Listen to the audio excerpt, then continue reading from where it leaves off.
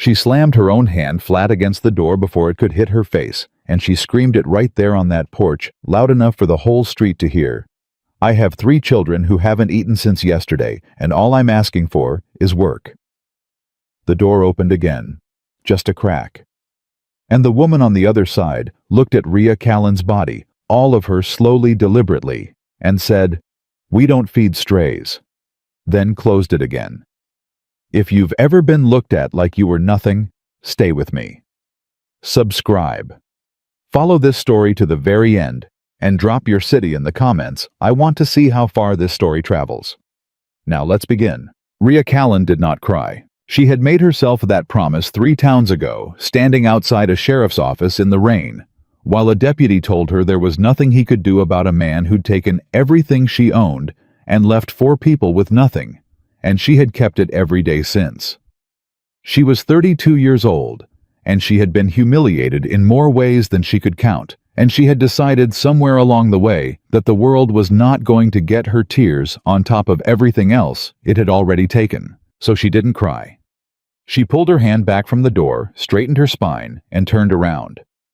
Lila was 9, and she had her arm around Bess, who was 7, and both of them were doing the thing they'd learned looking at something in the middle distance, like they'd spotted something interesting over there, giving their mother privacy to fall apart if she needed to.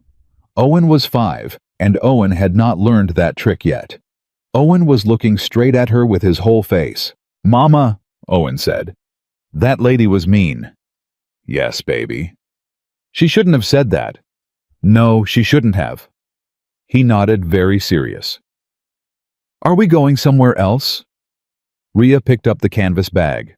Her mother's recipe book was inside it, wrapped in the one clean cloth she'd kept dry through everything, because some things you protect even when you have nothing. She slung the bag onto her shoulder and held out her free hand. "We're always going somewhere else," she said. He took her hand. They walked. Ashford's main street wasn't long, but it managed to feel longer than it was the way streets do when you're moving through them, and everyone can see that you don't belong. The hotel had been first the man behind the counter with the vacancy sign literally hanging in the window behind his head, telling her they were full. She'd said she could pay for 2 nights. He'd looked at her the way men look when they've already made a decision and are just waiting for you to understand it. Full all week, he'd said. The second place was a woman. Tight mouth, quick eyes, the posture of someone who'd appointed herself guardian of a standard she intended to maintain. "I don't take in women traveling without a husband," Rhea had started to explain.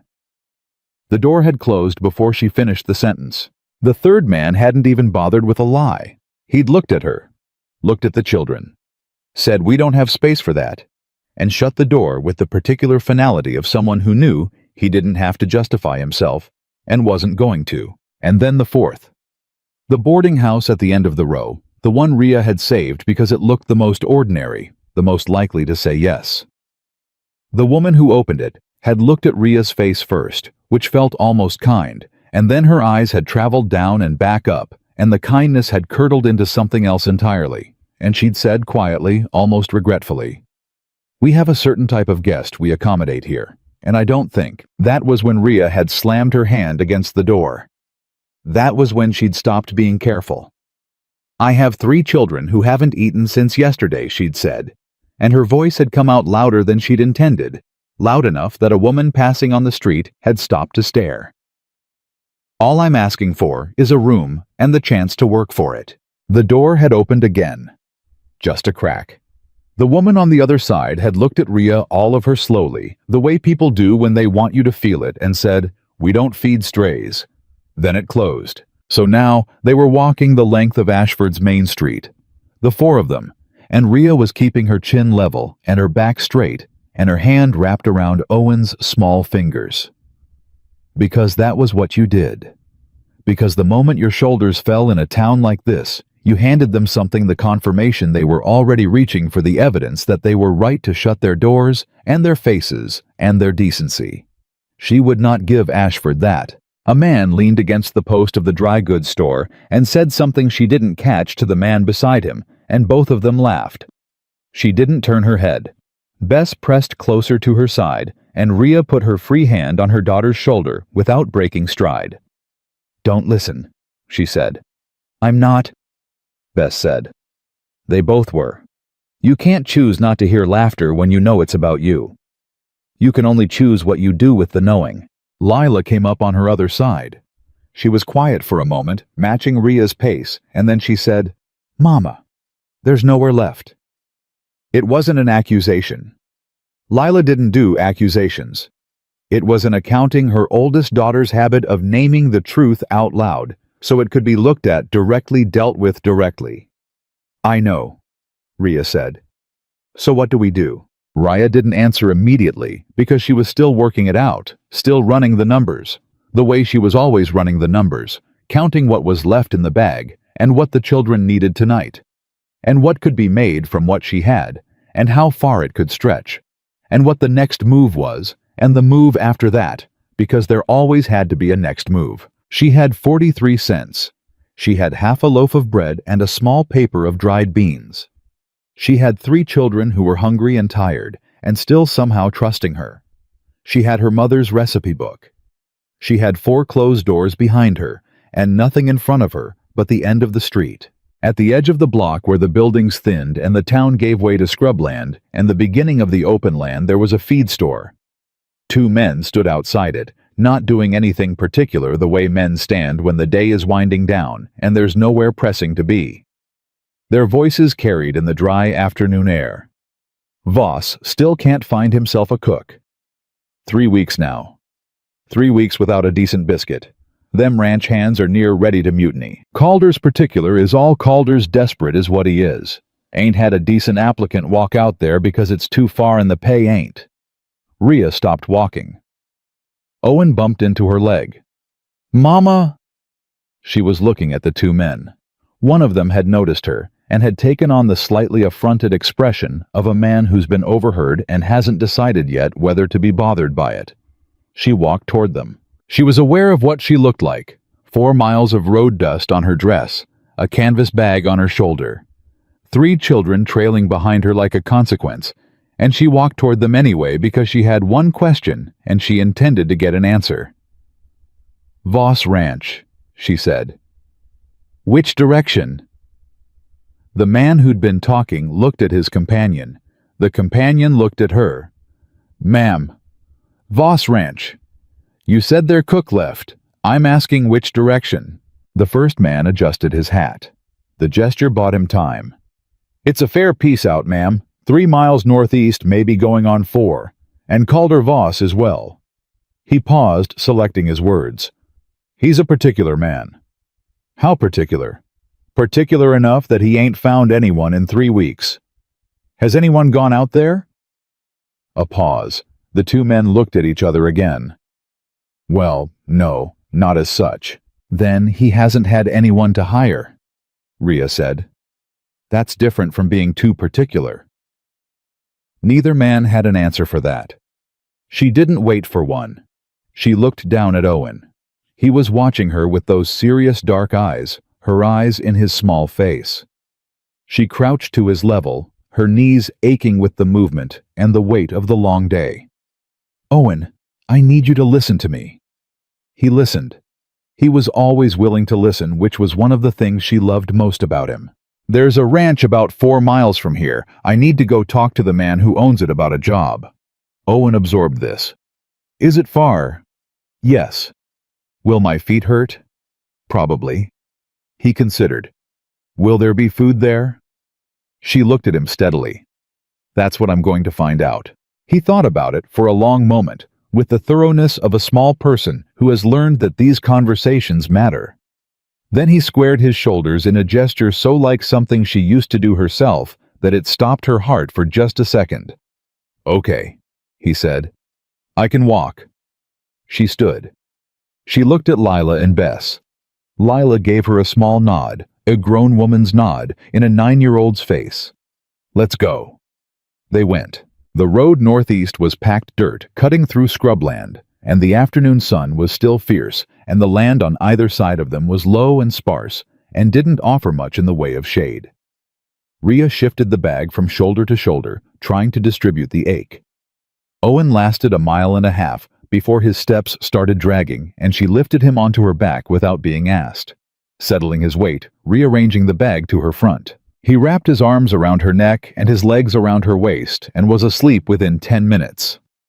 Bess hummed something low and tuneless. She always hummed when she was worried. Lila walked without sound, measuring her steps, watching the horizon. They were 2 miles out when it happened. A wagon came up the road behind them, moving fast, kicking up a spray of dust. Rhea heard it and moved to the side of the road, pulling Bess with her, and the wagon rattled past without slowing. But as it did, the man driving it leaned out and looked back at them, and his face did a thing that was almost a grin. "You looking for Voss Ranch, honey?" he called. She didn't answer. "'Cause Calder Voss don't hire women who look like—" And then whatever he said next was swallowed by the distance and the wagon noise. But the men in the back of the wagon laughed, and the laughter carried even after the wagon had rounded the curve and disappeared. Bess had gone very still. Lila's jaw was set in a line Rhea recognized, because it was her own jaw, her own line, the one she made when something had hit close, and she was deciding what to do with it. "Keep walking," Rhea said. "Mama." "I know. Keep walking." Lila walked. Bess walked. Rhea walked with Owen asleep on her back, and the weight of everything pressing down from above, and the hard ground pressing up from below, and the wagon's laughter still somewhere in the air behind them. She had learned this years ago, that cruelty has a sound, and the sound of it follows you. You can't silence it. You can only keep moving until your footsteps are louder. Her footsteps were louder. Voss Ranch appeared with maybe an hour of light left. It rose out of the scrubland, practically no ornamentation, no ambition toward beauty. Just a main house and outbuildings arranged in a working arc. The whole place communicating in its bones that it existed to function, not to impress. The fence lines were clean and tight. The land around it showed the marks of being genuinely worked. This was not a place where anyone stood still. She stopped at the gate. She could feel her heartbeat in her throat. She could feel every one of the 4 miles she'd just walked, and the 4 doors before that, and the years before that. She could feel the weight of Owen against her back, and the stillness of Bess, and the watchful quiet of Lila. She opened the gate. She had made it halfway across the yard when the voice came from her left. "Ranch is closed to visitors." She stopped, turned. He'd come out of the nearest outbuilding, a big man, the kind of big that comes from years of physical work rather than size alone, with a face that had been weathered into sharp angles and a stillness about him that was different from the coldness she'd encountered all day. Not hostile stillness, thinking stillness. The stillness of a man who looks before he speaks and means what he says when he finally says it. He was looking at her, not the way the others had looked at her, not that slow cataloging contempt, not that theatrical pity. He was looking at her the way you look at something you don't have a category for, yet taking in the bag the sleeping child on her back. The 2 girls close behind her, the road dust on all of them, the lateness of the hour. His face moved through none of the conclusions she was used to seeing. It just stayed open, waiting. "I know it's late," she said. "I walked from Ashford." Something shifted in his expression, just slightly. "That's 4 miles. "Yes, sir." His eyes went to Owen on her back, to Lila and Bess. Lila met his gaze without flinching. Bess looked at the ground, then back up. "What do you want?" he asked. Direct, not unkind. She had rehearsed this. 4 miles of rehearsal. She had the careful version ready, the strategic version, the one calibrated to sound capable without sounding desperate. She looked at Calder Voss in the last of the evening light, and she decided she was done being calibrated. "I heard your cook left," she said. "I can cook, not just adequately, genuinely well. Your men have been eating badly for 3 weeks, and it's going to start costing you.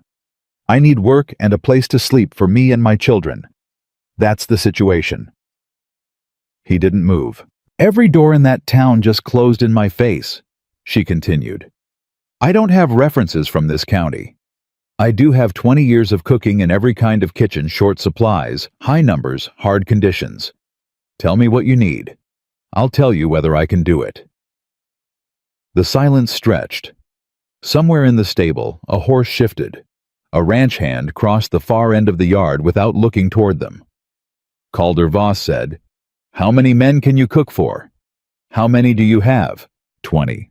3 meals a day." "That's not 20 separate meals. That's 20 portions. Different problem altogether. I understand the difference." He looked at her for a long moment, not sizing her up the way Ashford had, not measuring her against some standard of how a woman ought to look to deserve consideration. Looking at her the way a man looks when he's deciding whether to trust something. "I got a storeroom off the kitchen," he said finally. "Small, no window. I can put a cot in it." She waited. 3 days, he said. "You cook. I watch what happens. If the men eat well and the kitchen runs right, we talk about something longer. And if it doesn't work, then I'll give you what I can, and you'll be back where you started." Rhea looked at him steadily. "It'll work." He tilted his head just slightly. "You sound certain." "I am certain." Another long look. Then Calder Voss crossed the last few feet of yard between them and held out his hand. "Calder Voss." She shook it. Firm, brief, equal. "Rhea Callan." He let go and turned toward the house. "There's food from supper in the kitchen. Wasn't much of a supper. Help yourselves." He paused with his back still to her. "Somebody'll show you the storeroom." He walked away. Rhea stood in the settling dark of the yard. Owen stirred on her back and made a small sound and settled again. Lila came up beside her. "Mama," she whispered. "I know. We're staying." Rhea looked at the kitchen window, the yellow light coming through it, the solid, functional shape of the building that was shelter. "For 3 days," she said, "and then longer." She felt Lila's exhale long, thin, the breath of relief that her daughter had been holding for miles. Bess made a small sound against her other side. They walked to the house. The kitchen hit her like a diagnosis.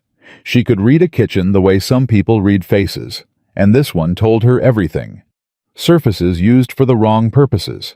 Spices in no order anyone had chosen deliberately. A stove that worked but hadn't been properly tended. The particular smell of a space where food had been produced without thought or care, competent in the way that meets the minimum and no further. She set Owen in a chair. He woke halfway, looked around, put his head on his arm, and slept again.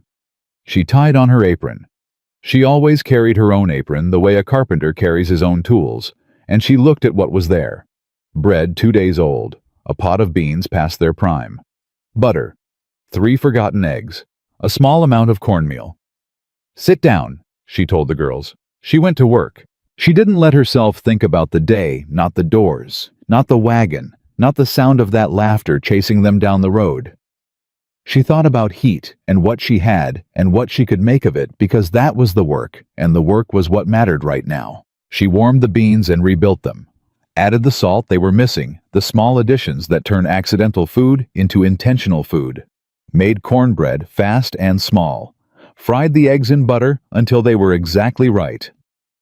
The smell of it moved through the kitchen and into the hall. She heard boots stop outside the kitchen doorway. She turned.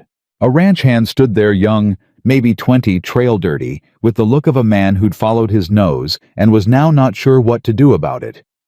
He stared at the stove, then at her, then at the stove again. "Ma'am," he said in the voice of someone who hadn't smelled food like that in a while and didn't know how to say so. "Supper's for the children tonight," she said. "Breakfast is for everyone. Come back at 5. He blinked, nodded, disappeared. She turned back to the stove. Lila had watched the whole exchange. He looked surprised. "He hasn't eaten well in 3 weeks, Rhea said. "Tomorrow morning he'll know what that means." She put the food on the table. Owen woke enough to eat, bent back over his arm, and slept before his plate was clear. Bess finished every bite and leaned against her sister. Lila ate slowly, watching her mother. "What are you making tomorrow?" she asked.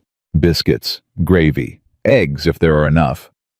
Rhea picked up Owen's plate, scraped it clean. Good biscuits. How good? The kind that make men stop complaining and start listening. Lila was quiet for a moment. Then, Mama, what if Calder Voss changes his mind in the morning?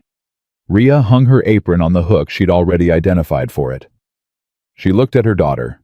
Then I'll make him change it back, she said. The storeroom was small and windowless as promised.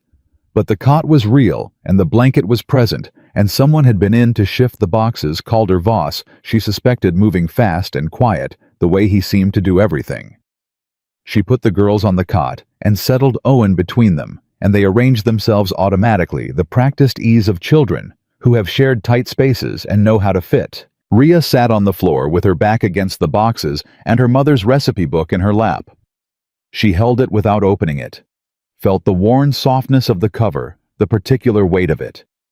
Every page in this book had a face. Her mother's pie, her grandmother's bread, the stew she'd learned from a woman who had been kind to her when kindness was scarce.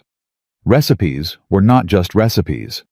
They were evidence that someone had cared enough to pay attention to remember to pass something on. She thought about 20 men who had been eating badly for 3 weeks and didn't yet know that was about to change. She thought about a kitchen that needed reorganizing before it could be used properly.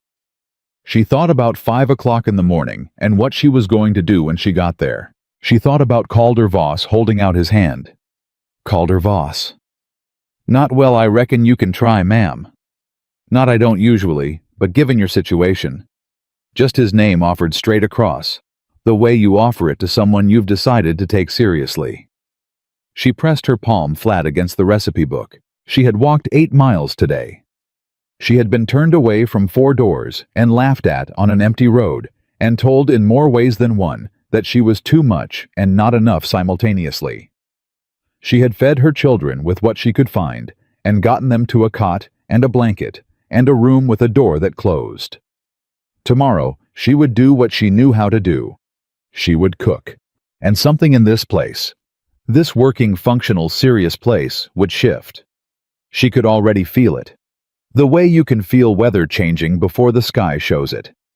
Something was going to shift, and it was going to start in that kitchen at 5 o'clock in the morning with biscuits. The ranch settled around her. The night sounds of a big place going quiet. A horse, a distant voice, the creak of a building cooling. She closed her eyes. She was up before 4. Not because she'd slept well, she hadn't slept at all. Not really, more like drifted in and out of something that was adjacent to sleep without being the real thing. But she was up before 4, because that was what the morning required, and what the morning required was what she was going to give it. She moved in the dark without lighting a lamp until she was in the kitchen, because she didn't want to wake the children. Owen had rolled sideways in his sleep and was pressed against the wall. Bess had one arm thrown over him. Lila was on her back with her eyes closed and her hands folded on her chest like a little general resting between battles. Rhea stood in the doorway for a moment and looked at them. Then she went to the kitchen. The first thing she did, before anything else, before the fire, before the flour, was stand in the center of the kitchen and turn around slowly and see it. Really see it. Not the disaster version, not the chaos version. The potential version. Where the flour should be. Where the prep surface should be cleared. What needed to be moved and what needed to be thrown away, and what could be organized into something that functioned. She saw it in about 45 seconds, the whole layout the way it should be. Then she started. She moved fast and quiet. She built the fire in the stove first, and the stove was better than she'd initially given it credit for. Solid cast iron with good heat distribution once it got going, the kind of stove that rewarded attention. While it heated, she reorganized the shelves, moving things with her hands and her memory for where things belonged. The spices, alphabetical by use rather than name. Because that was how you actually worked in a kitchen, the flour and the salt and the leavening close to the prep surface, where they'd be reached 20 times before breakfast was done. She found the lard. She found enough eggs, barely enough, but enough. She found the flour situation was better than she'd feared. She found salt and black pepper and dried herbs that were old but not dead. By 4:30 the kitchen was a different room. She started the biscuits.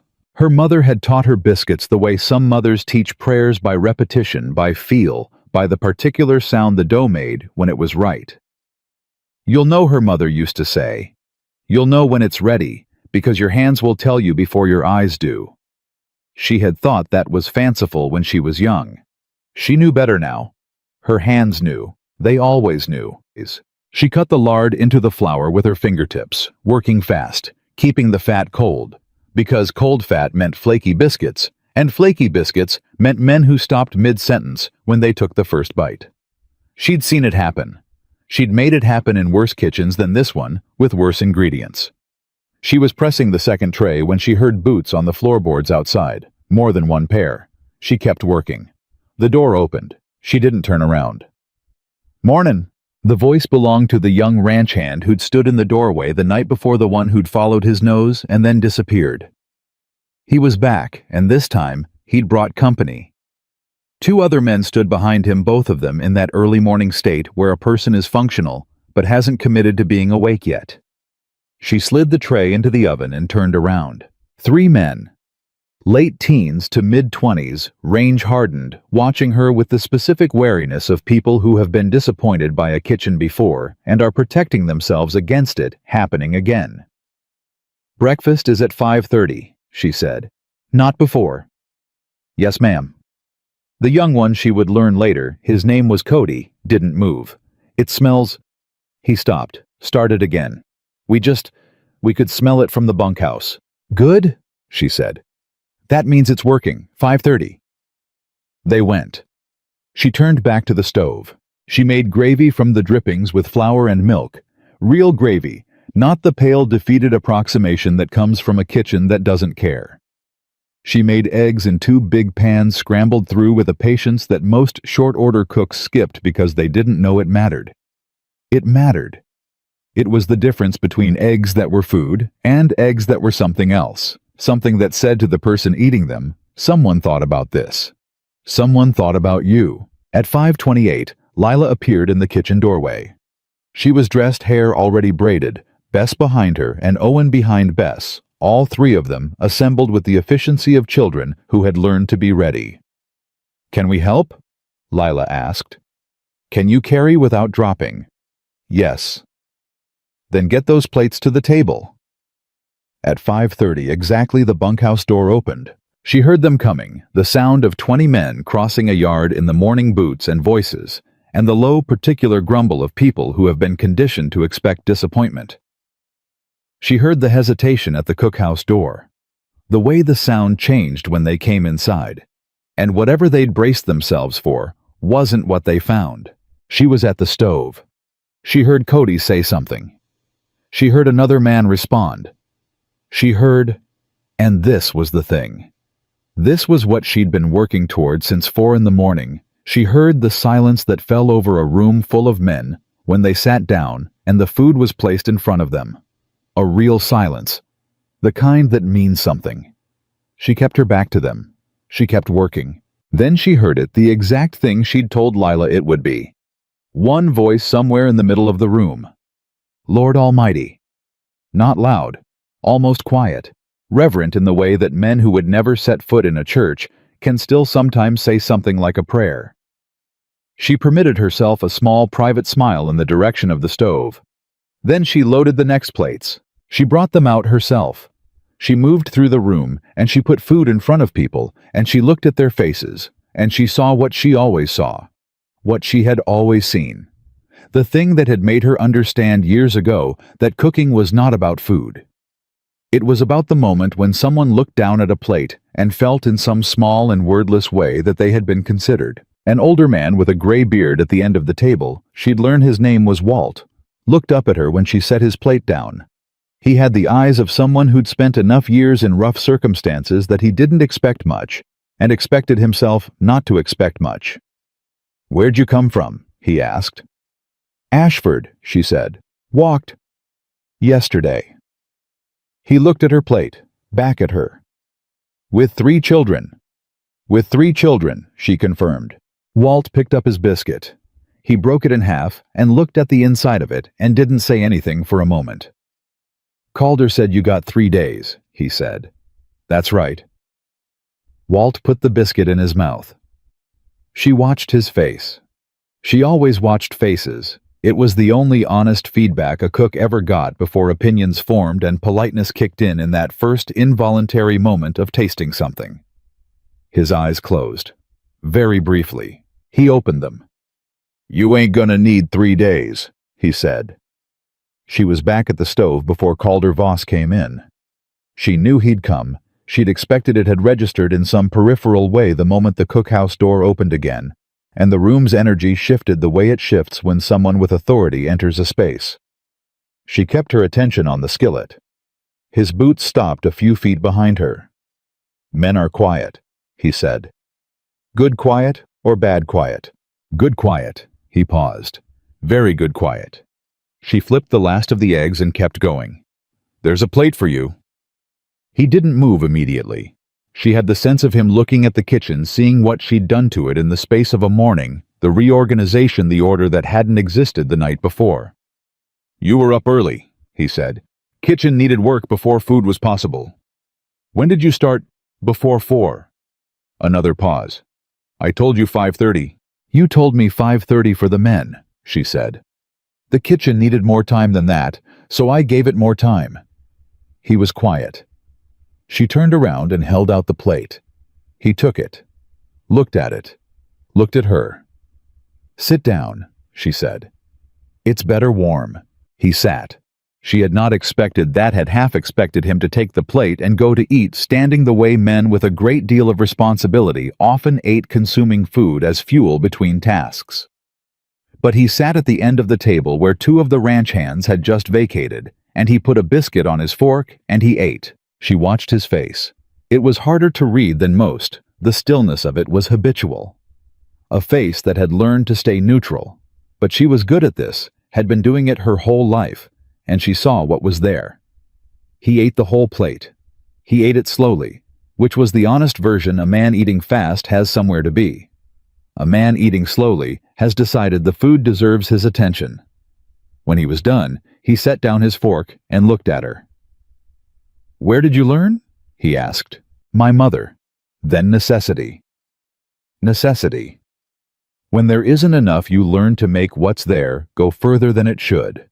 When the people eating are hungry in more ways than one, you learn that food is the smallest part of what you're making. She picked up his empty plate. I've cooked in places where the food was the only good thing happening. You learn what that means to people. Calder Voss looked at her for a long moment. You've had a hard road. It wasn't a question, so she didn't answer it like one. Everyone has a road, she said. He pushed back from the table and stood. 3 days, he said. Same as we agreed. Same as we agreed, she said. He walked out. Walt appeared at her elbow approximately 4 seconds later, carrying his own empty plate and 2 others.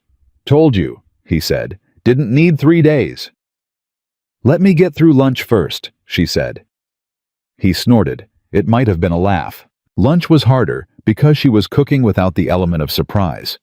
Now the men had eaten well once and would be measuring everything that followed against that first meal. That was how expectations worked. You raised them once, and then you had to meet them every time without the benefit of anyone being amazed anymore. This was the real work.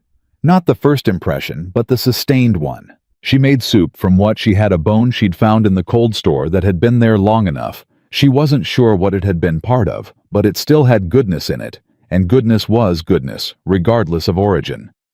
She made bread. She made it well. Owen stayed in the kitchen with her through the morning, sitting on the stool she'd put in the corner watching. He was good at watching.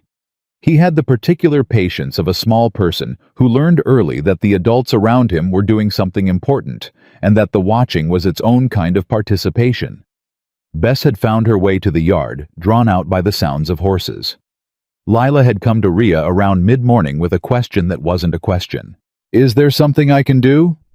Rhea had looked at her oldest daughter. 9 years old, with a 9-year-old's body, and a much older person's sense of responsibility for the space around her. Can you peel? Rhea asked. Yes. Then sit here. I'll show you what I need. Lila peeled vegetables for an hour without complaining. She peeled them precisely and thoroughly, the way she did everything, and she disposed of the waste properly and kept her space clean, and when she was done, she looked up and waited. "Good," Rhea told her. Lila allowed herself a small, careful smile. "Is the soup going to be good?" "Yes." "As good as breakfast?" "Different good. Breakfast is waking up food. Lunch is carrying on food. They're supposed to do different things." Lila considered this. "What's dinner supposed to do?" "Remind people why they bothered." Her daughter looked at her for a moment with those serious eyes. "You really believe that? About food? Don't you?" "You've eaten my food your whole life." Lila thought about it. "I guess I thought it was just because you're my mama." Rhea said, "Partly, but only partly." Lunch went well. It went well in the specific way that second meals go well. When the first one was very good, the men came in with less wariness, took their places faster, and there was a low current of something in the room that hadn't been there before. Not quite warmth, not yet. Not from men who'd been eating badly and being generally miserable for 3 weeks, but the beginning of it. The potential of it. Cody brought his plate back to the kitchen himself, which none of the men had done before. He held it out to her with an expression that was trying to be casual and wasn't quite managing it. "It was real good, ma'am," he said. "Thank you." He hesitated. "The biscuits this morning, I've been thinking about them all day." "That's the idea?" she said. He blinked, then laughed, a real laugh surprised out of him. He took himself back out of the kitchen with the slightly lighter step of a young man who's just been told something that made his day a little more interesting. She watched him go. There it was, the thing she'd always known. The thing that had nothing to do with flour or heat or technique. Food could make people remember that they were alive in a way that was worth something. That was the gift and the responsibility of it both at once. It was mid-afternoon when Bess came running. Not the ordinary running of a child with somewhere to go, the fast, panicked running of a child who has seen something that frightened her. She burst into the kitchen with her face flushed and her eyes wide and grabbed Rhea's arm with both hands. "Mama! Mama! There's a man!" Rhea set down what she was holding. "What man?" "At the gate. On a horse. A big horse." Bess's grip on her arm tightened. He was looking at the house, Mama. Just looking, for a long time.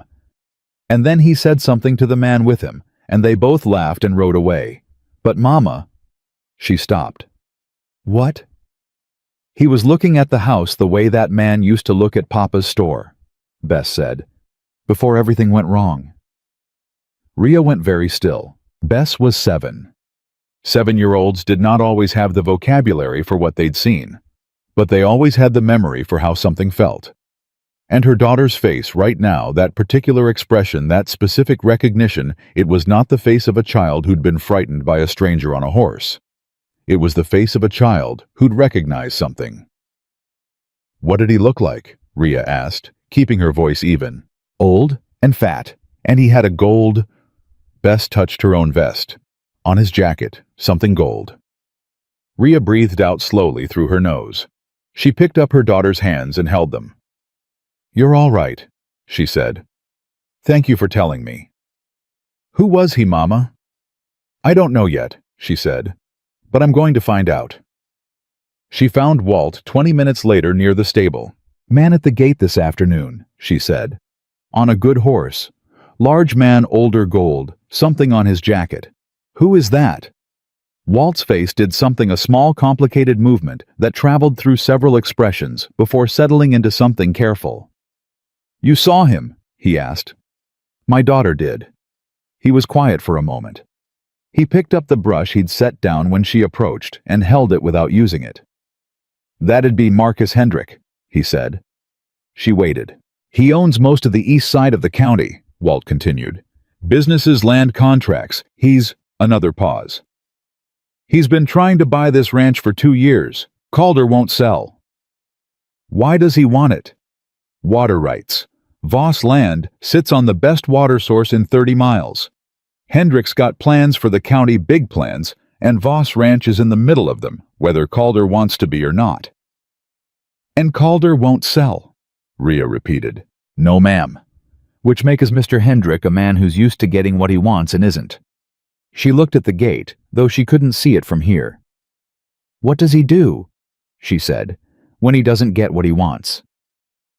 Walt looked at her for a long moment with those old, careful eyes. Things go wrong, he said, slowly, in ways that are hard to prove. She thought about Bess's face, the recognition on it, before everything went wrong. All right, she said. Thank you, Walt. She walked back to the kitchen. She didn't tell Calder that evening. She thought about it, ran through the conversation in her head, found the right words for it, and then she decided against it for now. She had been here one day. One day was not enough to walk into a man's trouble with information she'd gotten secondhand from a 7-year-old and an old ranch hand who'd been careful about what he said. She needed to understand what she was in before she started talking about what was around it. She made dinner. She made it the way she'd told Lila dinner should be made, food that reminded people why they'd bothered. She made a stew from the bone that had become stock, and the vegetables Lila had peeled, and things she'd found in the cold store and combined in ways that made each of them into something better than they were alone. She made biscuits again because the men had earned them. She made a small dried fruit pie with the last of the sugar and the fruit she'd found in a tin at the back of the highest shelf, and she made it the way her mother had made it, which was the way her grandmother had made it before that. When the men sat down for dinner, the room was different again. Not different like the first time, not the silence of shock of expectation exceeded. Different, like something that was starting to know what it was. There was talking. Not rowdy talking, not the edge of trouble noise that filled rooms where men were unhappy and had nowhere to put it. Talking like people who had remembered somewhere between lunch and dinner how to be in a room together. She stood in the doorway for a moment and looked at it. Walt caught her eye and lifted his coffee cup a fraction of an inch. An acknowledgement. A thank you without the words. She went back to the kitchen. Calder found her there an hour after dinner when the room was empty and she was working through the cleaning with the same thoroughness she brought to everything else. He stood in the doorway. She heard him and didn't stop working. The men are different tonight, he said. Yes, one day. He said it like he was testing the weight of it. Food does that, she said. It's not about the food, really. It's about being considered. When someone makes something with care and puts it in front of you, you feel it, even if you can't name it. She turned to look at him. He was leaning against the doorframe with his arms crossed. Not casually, he didn't seem like a man who did anything casually, but with the specific posture of someone who had come to think something through and was using the doorframe for the thinking. My mother used to say food was the most honest conversation, she said. You can lie in words, you can't lie in a meal. Either you cared or you didn't, and the food always tells. Calder looked at her. Your mother taught you well. She taught me everything worth knowing. He was quiet for a moment. She turned back to the cleaning. The children settled all right? He asked. The question surprised her. It hadn't expected him to think about it. Yes, she said. Lila helped with peeling this afternoon. Owen watched from the corner. Bess found the horses. Bess, the younger girl, 7. She was out by the stable most of the afternoon. One of the hands Russ showed her how to brush down a horse. She apparently has opinions. Rhea laughed. It came out before she could arrange it into something more appropriate. Just a real laugh, small and sudden, because Bess absolutely had opinions about everything and always had. She does, Rhea said. She was born with them. Calder smiled. It was a brief thing over fast, like he wasn't sure he'd meant to do it. But it was real. You should sleep, he said. You started before 4. I know. Is the storeroom? He stopped. It's not much. I know it's not much. It has a door that closes, she said. Last night that was everything. He looked at her with that same quality of attention he'd had in the yard, the unfinished look, the one that hadn't reached its conclusion yet. 3 days, he said, quieter now, different from the way he'd said it before. 3 days, she agreed. He pushed off the door frame, walked out. She stood in the clean kitchen for a moment. She wasn't certain she'd learned years ago not to be certain about things that hadn't happened yet, but something had shifted today. In the room at dinner, in the way Walt had lifted his cup, in the way Calder Voss had come to stand in a doorway at the end of a long day and ask if the children were settled. She didn't know what it meant yet. She wasn't going to ask it to mean anything yet, but she was aware of it the way you're aware of weather changing, a pressure in the air, something on its way. She checked the stove, banked the fire, adjusted the damper, set things up for the morning in the way that would save her 20 minutes she'd need, and then she went to the storeroom and looked at her children sleeping. Lila on her back still, and serious, even in sleep. Bess curled into a comma, her face relaxed into the age she actually was. Owen with his mouth open and his arms flung out, sleeping the way young children sleep, like it was the only thing in the world happening. She sat on the floor. She thought about the man at the gate, about Walt's careful face when she'd said the name, about things going wrong slowly in ways that were hard to prove. She thought about what she'd learned from years of watching that trouble rarely arrived loudly. It was the quiet variety that you had to watch for, the kind that wore the face of ordinary things until it didn't anymore. She pressed her back against the boxes. She thought about tomorrow's breakfast.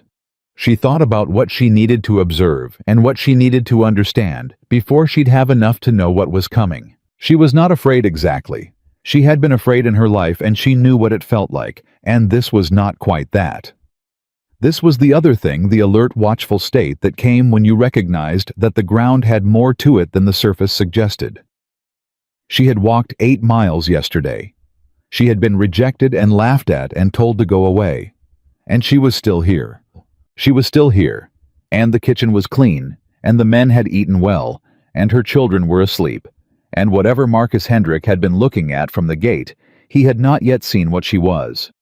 She closed her eyes. Tomorrow, she would be up before 4 again, and the day after that, and however many days after that it took. The third morning, Calder Voss was waiting for her when she came into the kitchen. Not waiting.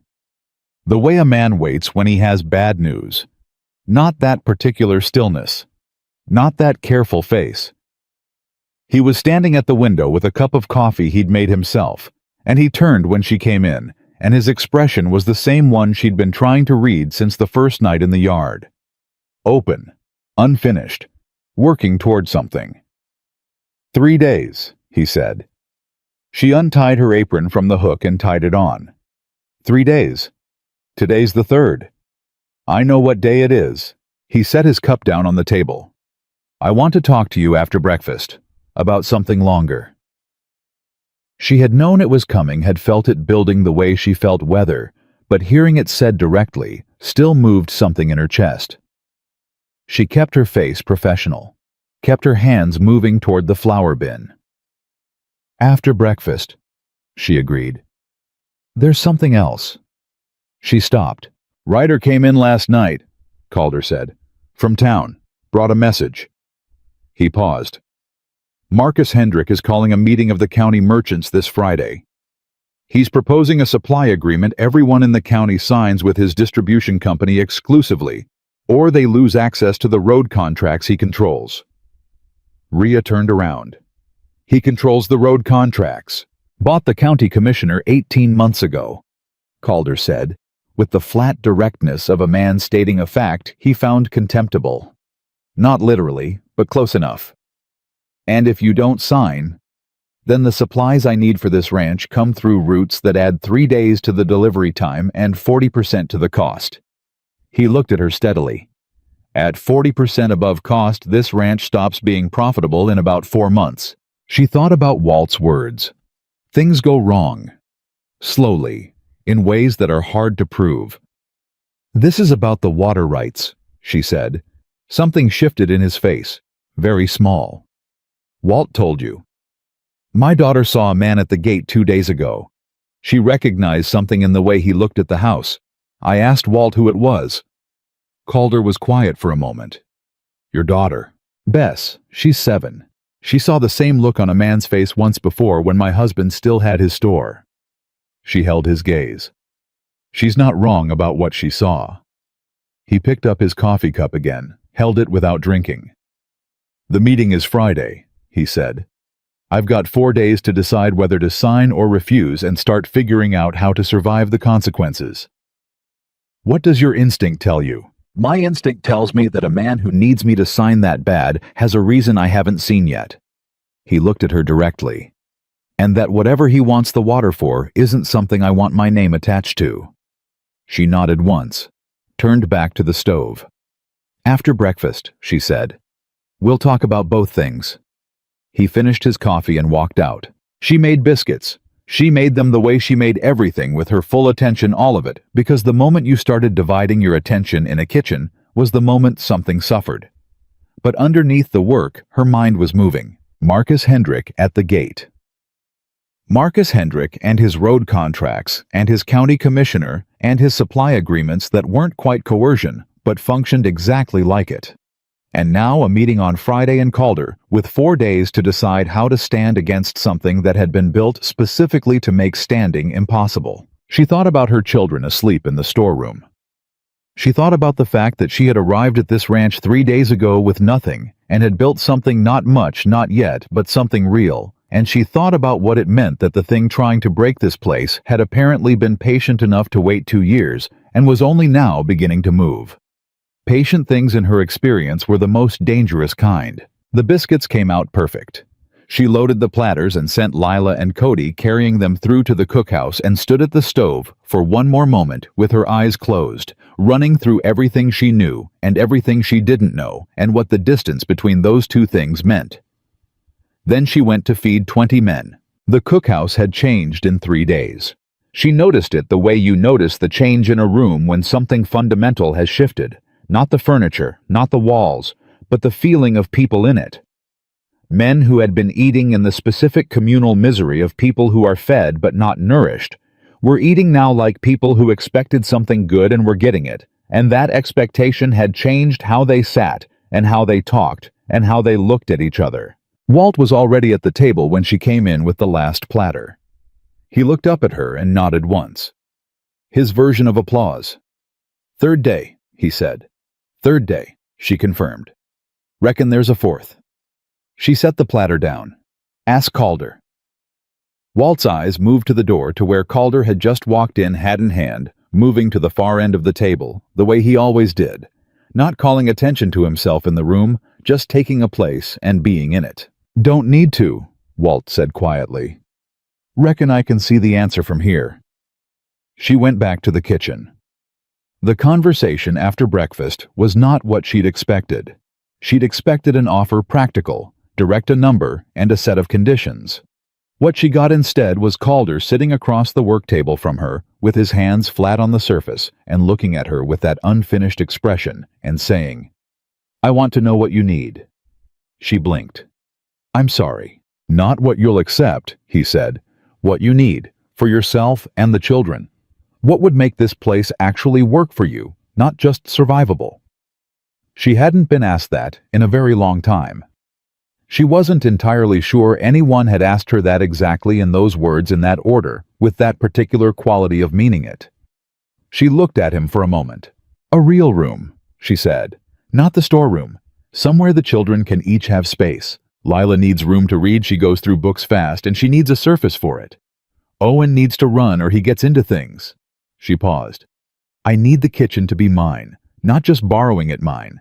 I need to order what I need and manage what I have and not have anyone second-guessing the decisions." "Done," Calder said. "I'm not finished." He nodded. "Keep going."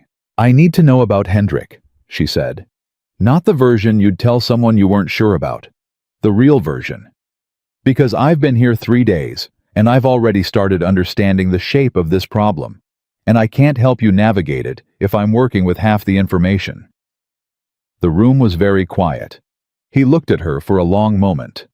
"Why would you help me navigate it?" "Because this ranch is where my children are sleeping," she said simply.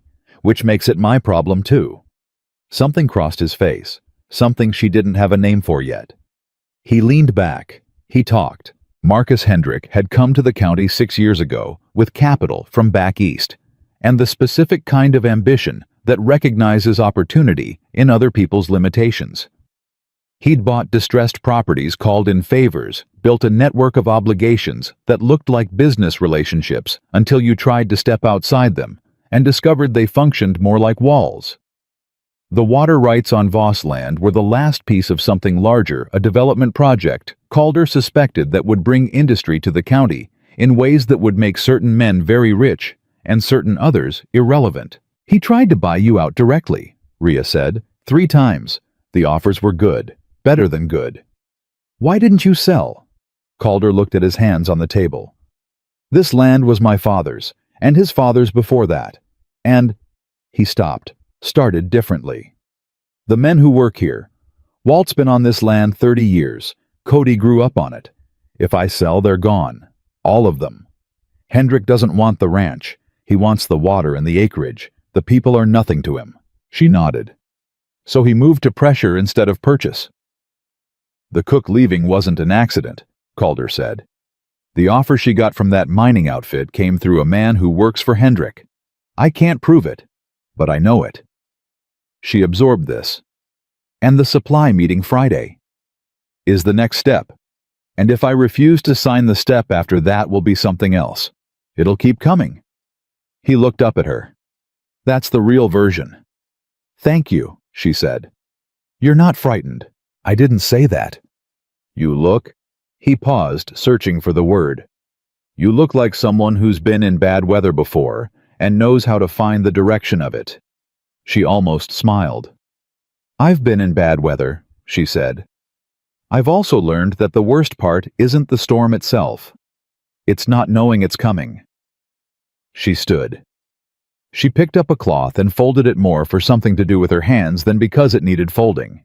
I'll need a few days to think about what I know, she said. About whether there's an angle he hasn't considered. Calder watched her. You think there is? I think men who are used to winning make assumptions about what other people will do, she said. And I think those assumptions are usually based on everyone around them being motivated by the same things they're motivated by. She set down the cloth. I'm not motivated by the same things. He was quiet for a moment. Then, the room. I'll have it sorted by tonight. Thank you. The kitchen is yours. I know, she said. It already was. He made a sound that was the closest she'd heard him come to laughing and walked out. She stood in the kitchen alone for a moment. She pressed both palms flat on the work table, the surface she'd scrubbed clean and organized and made into something functional, and she breathed in and breathed out and let herself just for a moment feel what had just happened. Not the job, not the room, not even the information about Hendrick, as important as that was. The question, what do you need?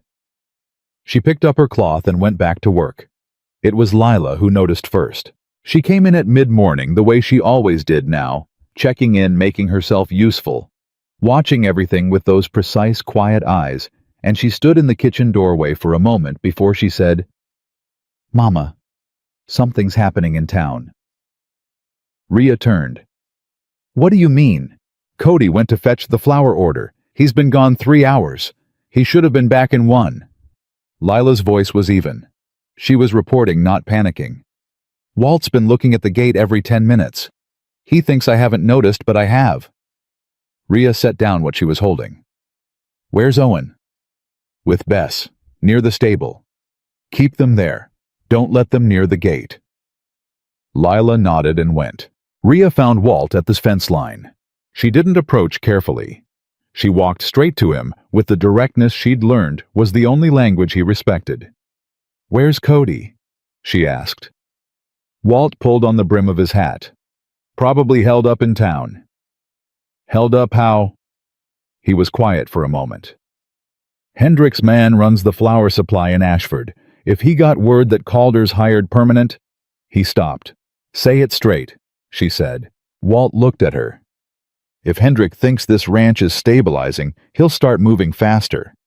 Cody might have walked into a conversation he wasn't meant to have. She felt something cold move through her. Is Cody in trouble? Not the kind with guns, Walt said carefully. The other kind. Explain. The kind where someone pulls him aside and tells him things. About the ranch. About how the ranch is going to go. About how a smart young man might want to think about whether this is the right place to be staying. She thought about that.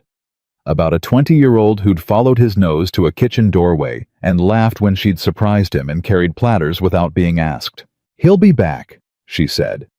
And when he gets back, I want to know what they said to him, not what he wants to tell us what they actually said.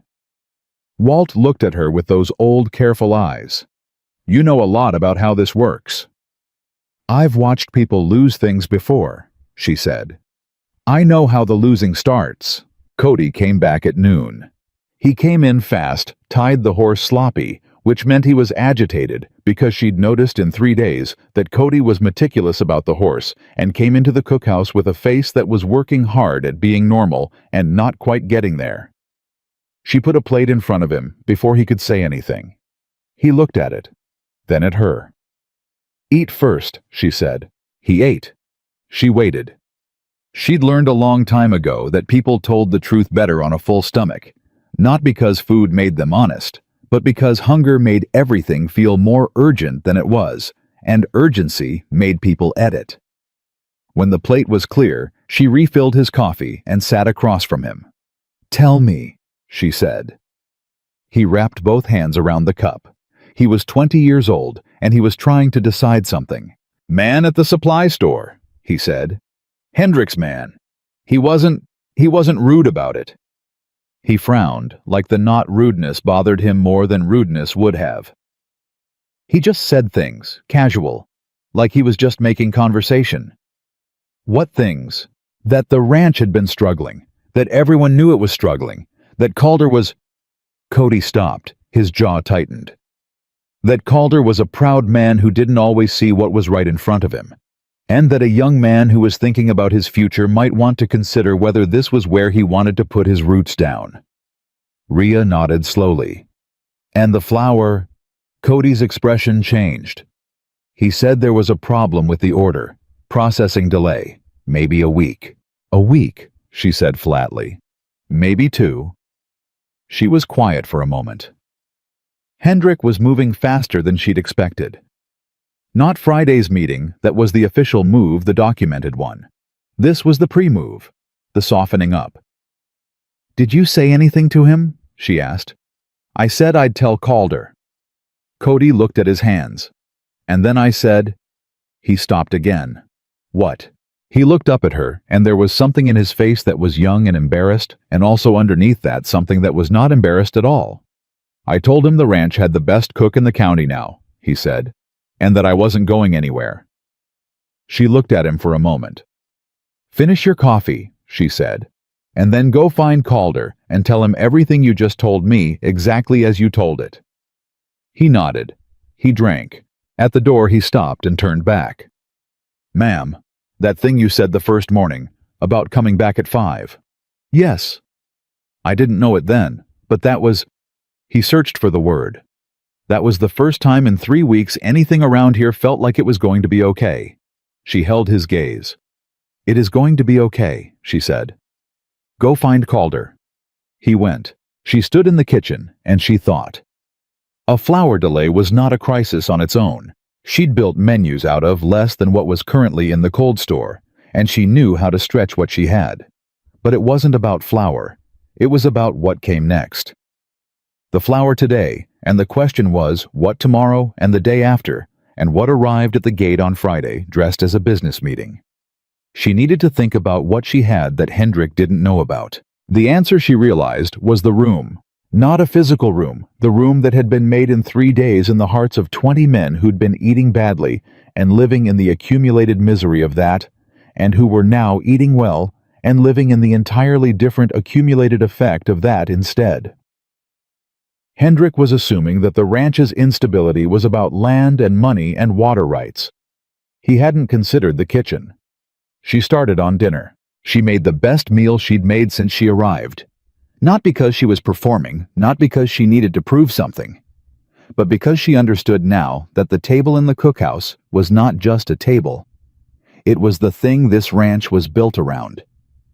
Every evening those men sat down together, that was an evening the ranch had held. Every morning they got up and came in expecting something good. That was a morning the ranch had decided to continue. She made it the best it had been. She baked 2 pies she'd found more dried fruit than she'd used the first time, tucked at the back of a shelf in a tin she'd moved during the initial reorganization. Her mother's recipe exactly. The smell of it moved through the entire building. Calder came to the kitchen before dinner, which he'd never done before. He stood in the doorway with his hat in his hands. "Cody told me," he said. "I know. The flour I can get around the flour. I've got a contact in the next county who'll sell direct." "Good," she said. "Use him." "Hendrik won't expect that." "No," she said. "He won't. He assumes you have fewer options than you do. That's his first mistake." She turned from the stove to look at him directly. "What's the state of your finances, honestly?" He was quiet for a second. Most men she'd found paused before answering that question, paused because honesty about money felt like exposure. Calder paused differently, like he was deciding whether she'd earned the real answer. Then he gave it. "Tight," he said. "Not desperate. If Hendrik adds 40% to my supply costs, I've got 6 months before the decisions get very hard." 6 months is enough. He looked at her. "For what? To make this ranch impossible to break." She held his gaze. "Not with lawyers, not yet. With something he hasn't thought about." She turned back to the stove. "Sit down for dinner tonight. At the table with the men." He frowned. "I usually eat." "I know where you usually eat. Tonight sit at the table." She adjusted the heat under the pot. Men fight harder for something they've eaten around than something they've just worked for. It's the difference between labor and belonging. I need them to feel the belonging. Calder was quiet for a long moment. "You've done this before," he said, not accusing, understanding. "Not this exactly," she said, "but the shape of it." He turned his hat in his hands once. "What happened before?" She didn't answer immediately. She kept her hands moving on the stove, and she thought about what to give him and what to keep. And she decided, because he'd given her the real version of Hendrik, to give him the real version of this. "My husband had a store," she said. "Dry goods, tools, some food. It was a good store and he ran it well for 5 years. Then a man came to town with money and ideas, and my husband had land the man wanted access to, and when my husband said no, things started going wrong. Slowly. Suppliers delayed. Customers got quiet. Rumors started, nothing specific, just the kind that make people uncertain." She kept her voice even. "He lost the store in 14 months. The man got the land. My husband couldn't live with it." She paused. "He left. I was 7 months carrying Owen." The kitchen was quiet. "I'm sorry," Calder said. He said it simply, without performance. "I watched it happen from the inside," she said. "I know how it starts, and I know how it moves, and I know that the only way to beat it is to make what you have strong enough that the slow damage can't reach the core of it." She turned to look at him. "The core of this ranch is those men in that room. That's what I've been building." He looked at her for a long time. "Sit at the table tonight," she said again, "and eat what I made, and talk to them like a man who isn't worried. Because confidence is contagious, and so is fear. And right now, what they need to catch from you is the first kind." He put his hat back on. "All right," he said. "And Calder." He stopped. "The pie is your mother's recipe," she said. "Walt told me. She used to make it for the harvest meals years ago." She kept her voice matter of fact. "I found a recipe card at the back of the flour tin. I used it." He went very still for a moment. "How did you—" "The handwriting on the card was older than anything else in that kitchen," she said. "And it smelled like it had been kept somewhere special. I guessed it mattered." He didn't say anything. He turned and walked out before she could see his face arrange itself into whatever it was going to become. She turned back to the stove. Dinner that night was the fullest the table had been. Calder sat at the middle, not the end. Not the authority position, the human position. And he talked to the men around him, and he ate the food she'd made. And when the pie came out, something moved across his face that he did not fully manage to contain. And Walt saw it and looked at Rhea in the doorway and then back at his plate without saying a word. 20 men ate that dinner. When it was over, not one of them got up the way men get up when they've eaten and want to be somewhere else. They sat, they talked. Some of them refilled their coffee 3 times. It lasted an hour and a half. She watched it from the kitchen doorway. She thought about Marcus Hendrick and his supply delays and his Friday meeting and his slow, patient plan to make this ranch impossible. She thought about what he was accounting for and what he wasn't. He was accounting for money and land and leverage and time. He was not accounting for a room full of men who had just spent an hour and a half not wanting to leave a table. She went back to the kitchen and started the morning prep. She was at the work table when she heard boots stop at the kitchen door. Not Calder's boots, a heavier, slower step. Walt. He came in and stood and looked at her for a moment without speaking, which was Walt's version of working up to something. Rhea, he said. First time he'd used her name. Walt. He was quiet for another second. I've been on this land 30 years, he said. Worked for Calder's father before Calder. I've seen this ranch in good years and bad years and years that were something else entirely. He stopped. I've never seen 20 men not want to leave a table. She kept working. It was good pie. It wasn't the pie, he said, and you know it. She looked up at him. He had the expression she'd seen on his face at lunch on the first day, the one that had decided something. Whatever's coming from Hendrick. He said, I want you to know, all 30 years, every man in that room, we're not going anywhere. She held his gaze for a moment. I know, she said. He nodded once. He walked out. She stood in the clean kitchen in the late quiet of the evening, and she pressed her palms flat on the work table. And she thought about what was coming. Friday's meeting was 4 days away. Something was going to have to break, and she had to make sure it wasn't this.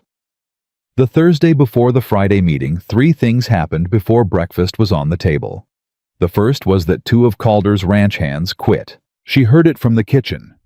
Not the conversation itself, but the aftermath of it. The particular quality of silence that follows a thing being said that cannot be unsaid. She heard Calder's voice, low and controlled. She heard boots on the porch. She heard the sound of 2 men who had already decided something walking away from a man who had not yet finished speaking. She kept her hands in the dough. Cody came in through the back with a face that was trying hard not to show what it was showing. Russ and Patterson, he said. She had expected it. Not those 2 specifically, but someone. Hendrick's conversation with Cody at the supply store had not been about Cody. It had been reconnaissance, a test of how the message landed, a calibration before the real delivery. Someone had talked to Russ and Patterson in the days since, and whatever had been said had worked. How long have they been here? She asked. Russ 7 years, Patterson 3. Did they give a reason? Cody's jaw tightened. Said they had a better offer. Didn't say from who. She pressed the dough flat. They didn't have to. Calder's. Cody stopped. I know, she said. Go tell him breakfast is in 20 minutes. Tell him the men need to see him at that table looking like a man who just lost 2 hands and doesn't consider it the end of the world. Cody looked at her. Is it the end of the world? No, she said. It's the beginning of a fight. Those are different things.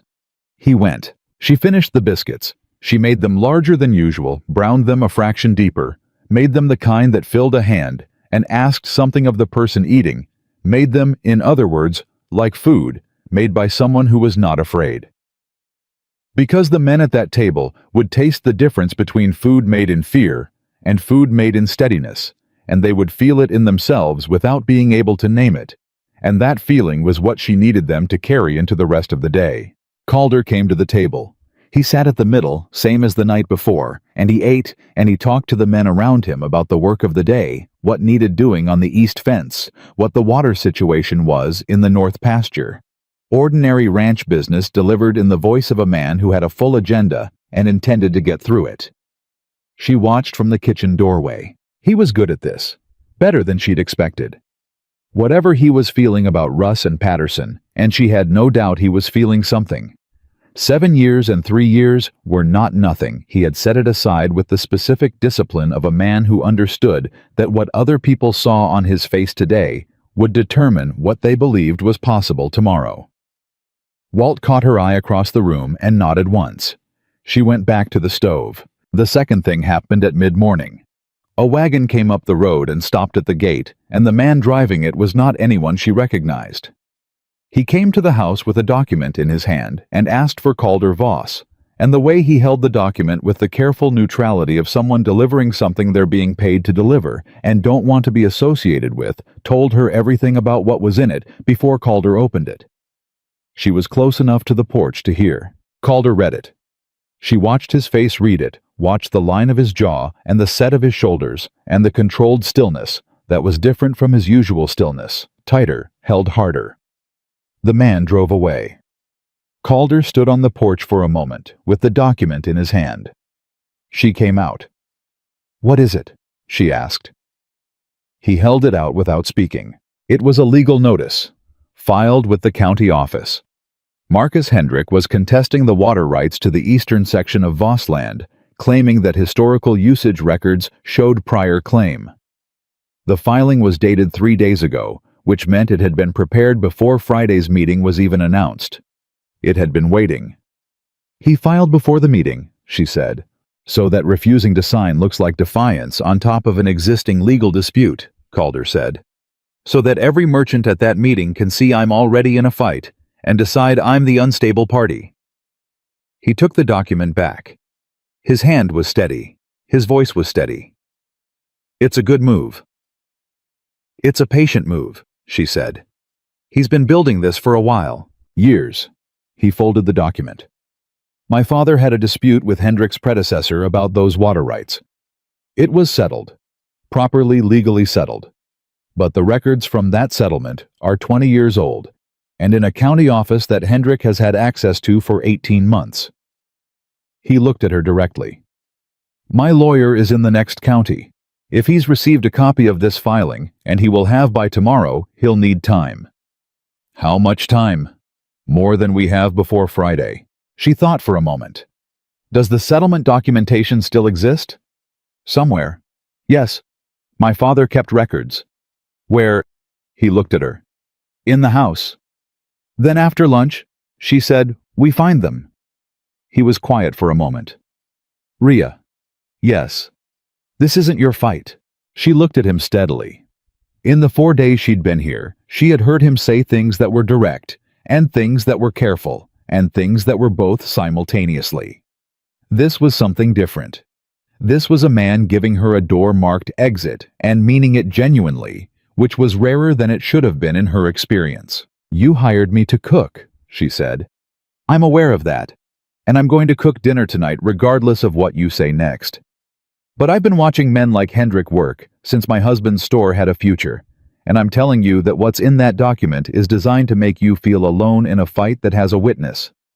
She held his gaze. "I'm the witness. Now let's find your father's records." He looked at her for a long moment. Then he said, "After lunch." The third thing happened at lunch. She was carrying platters to the table when she heard a horse at the gate and looked up and saw a rider she didn't know stop and speak to the hand who was working the fence line nearest the road. The hand shook his head. The rider spoke again, longer this time. The hand looked toward the house. She set the platters down and walked to the fence. The rider was well-dressed for a working visit. Too well-dressed. The kind of well-dressed that was meant to communicate something about the distance between where he sat and where she stood. He looked at her with the particular expression of a man who had expected to deal with Calder Voss and was recalibrating. "I'm here to see the rancher," he said. "He's at lunch," she said. "Who are you?" A pause. He hadn't expected to be asked directly. "I represent certain business interests in the county." "Hendrick's interests."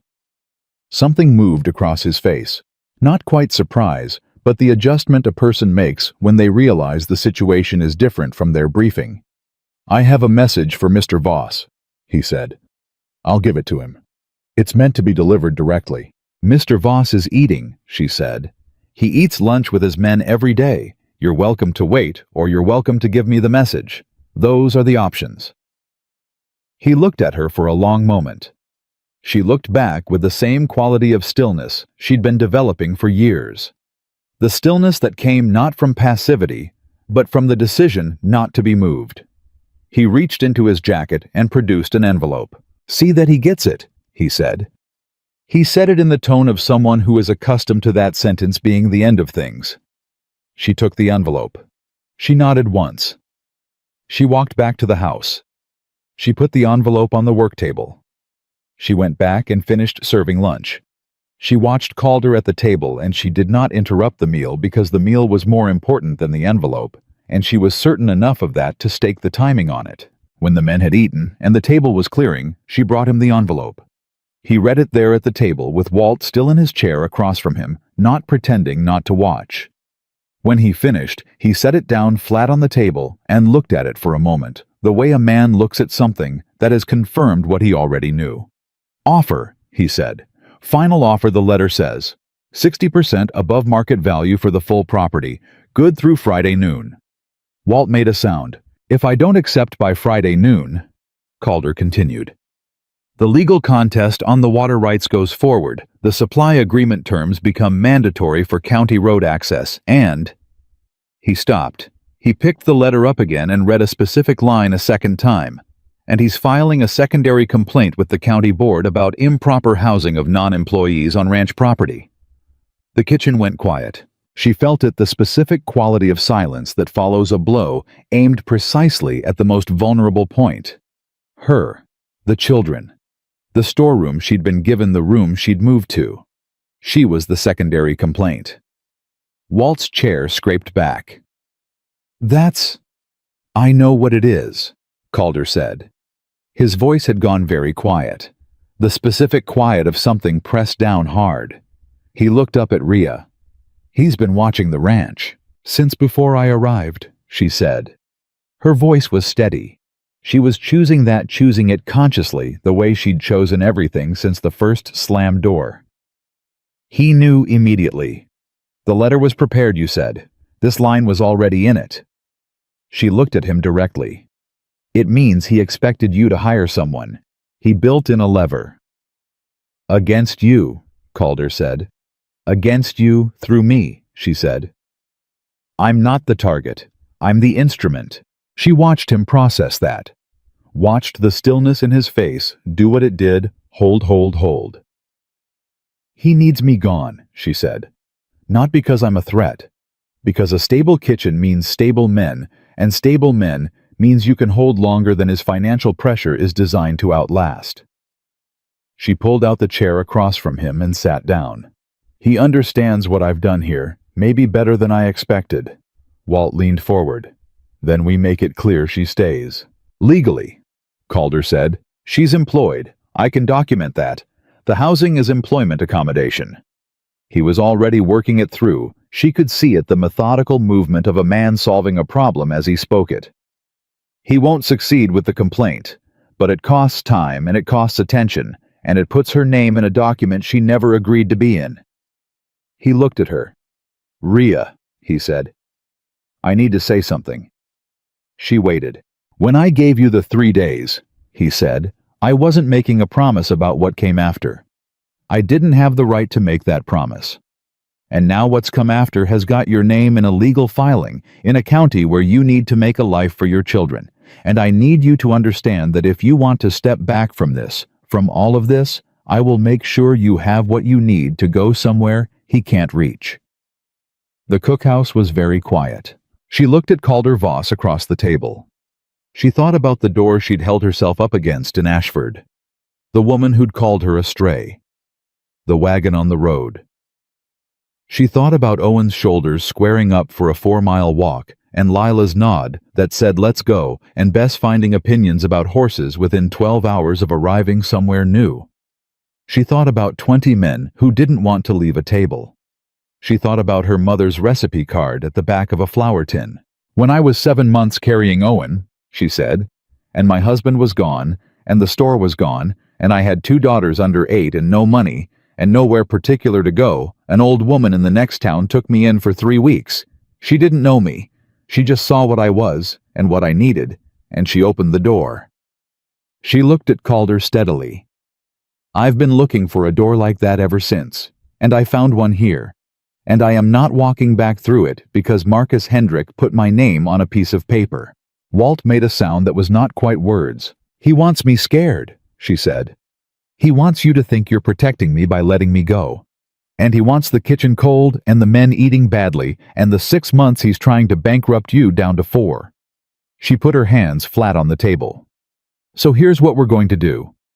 After lunch, we find your father's water rights documentation. Tonight, I cook the best dinner this ranch has ever had.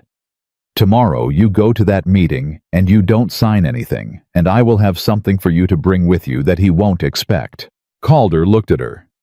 "What?" he said. "Let me worry about that part," she said. "Right now, let's find those records." They found them in 2 hours. The records were in a box in Calder's father's study, a room she'd not been in before, and she noticed without commenting that it was a room that had not been particularly attended to since the elder Voss died, the specific careful preservation of a space that a person visits but doesn't disturb. Calder moved through it quietly, with the specific quality of attention a person gives to a room that holds someone they've lost. She didn't comment on that either. She helped him look. The settlement documentation was in a leather folder at the bottom of the 3rd box, dated 22 years ago. Signed by 2 county officials whose names she didn't recognize with a surveyor's stamp, and 3 copies, one of which had a ribbon attached that suggested it was the official county copy. "Your father kept the county copy," she said. Calder held it. "He didn't trust the county office," he said. "Even then." She looked at the document. "Your lawyer needs to see this tonight. I can ride out. Send Cody on your fastest horse, tonight. The lawyer needs time to prepare something for Friday, even if it's preliminary. Hendrick is counting on the timeline being too short." She stood. "How much does your lawyer trust this documentation?" "Completely. He's handled Voss land business for 15 years. Then by Friday morning, Hendrick's legal filing has an answer. It's not a resolution, but it's an answer, and an answer is enough to change what that meeting looks like." Calder looked at her over the open box. Something in his face had been changing, she realized, incrementally since the night she'd found the recipe card and made the pie, and was now somewhere quite different from where it had started. "Why are you doing this?" he asked, quietly. Not the way he'd asked it on the porch earlier, that had been a practical question with a door in it. This was something else. She was quiet for a moment. "Because someone should have done it for my husband," she said. "And they didn't. And he lost everything, and I lost everything, and 3 children grew up knowing what it felt like to have the floor go out from under them." She closed the box. "I'm not letting that happen here." He didn't say anything. He didn't try to. He picked up the leather folder and went to find Cody. She went to the kitchen. She cooked dinner. She made it the way she'd told Calder dinner should be made, food that reminded people why they bothered. And she made it with the specific intensity of someone who understands that this particular meal exists at a hinge, that what people carry out of a room tonight will determine what they carry into the next several days. She made a roast from the best cut in the cold store. She made potatoes in the drippings. She made gravy the way her mother made it, the way her grandmother made it before that.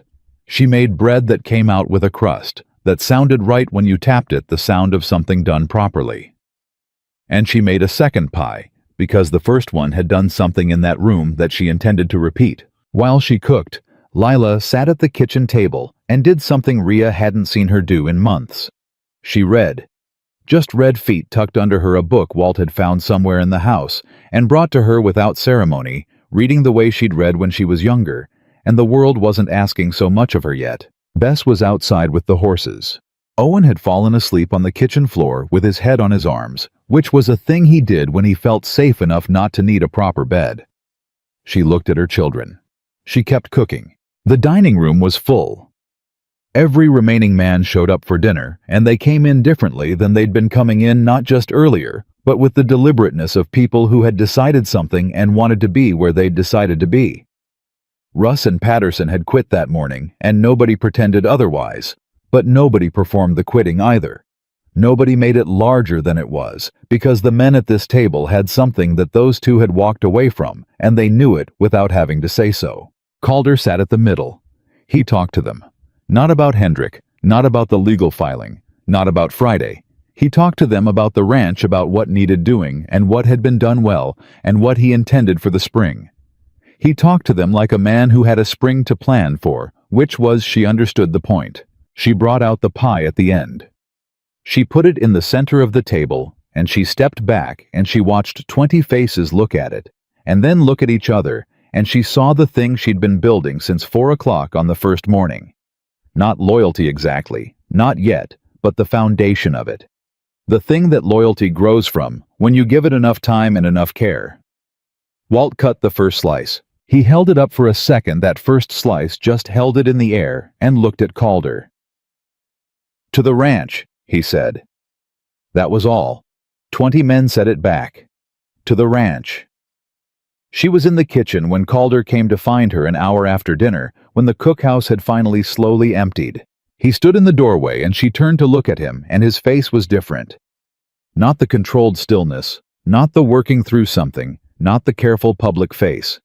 Just his face in the quiet of the end of a hard day. "Thank you," he said. "For the records. For tonight." He paused.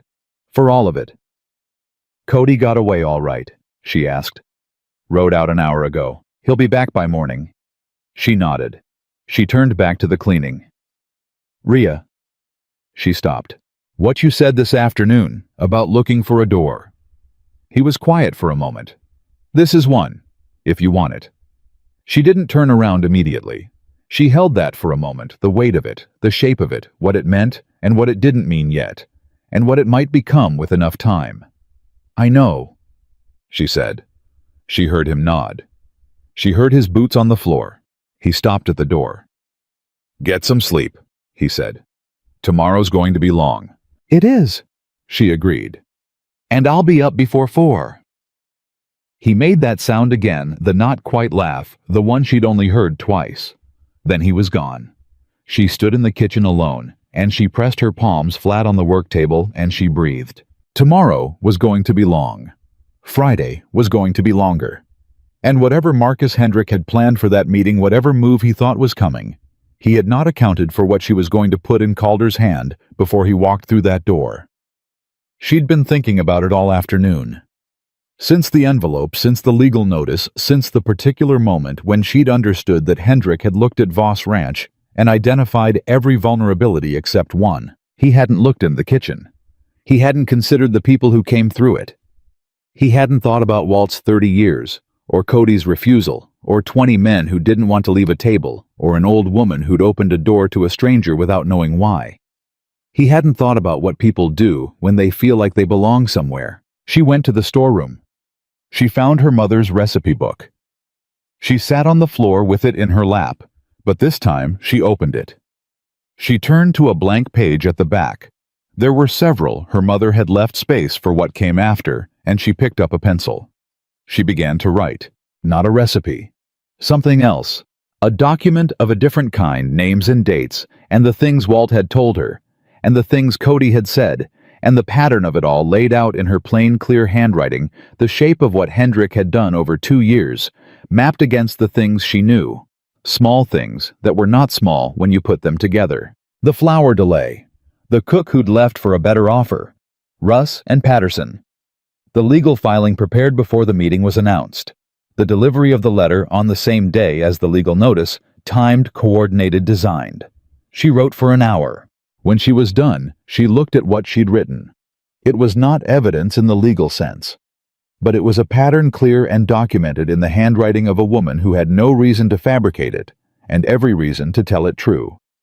And she knew people had always known people she knew, that a pattern laid out plainly by someone who had nothing to gain from the telling had a weight that legal language sometimes couldn't reach. She folded the pages.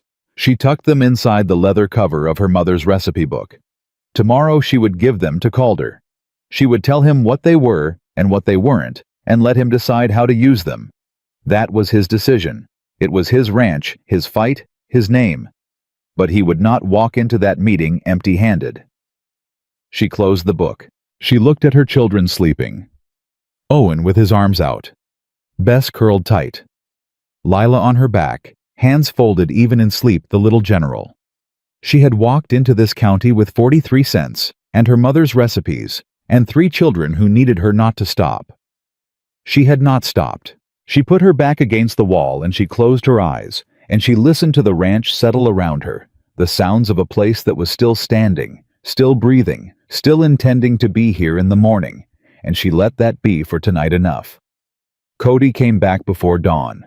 She heard the horse before anyone else did. She was already at the stove, already in the rhythm of the morning, and the sound of hooves coming fast on the hard road, carried in the dark, the way sounds carry when everything else is still.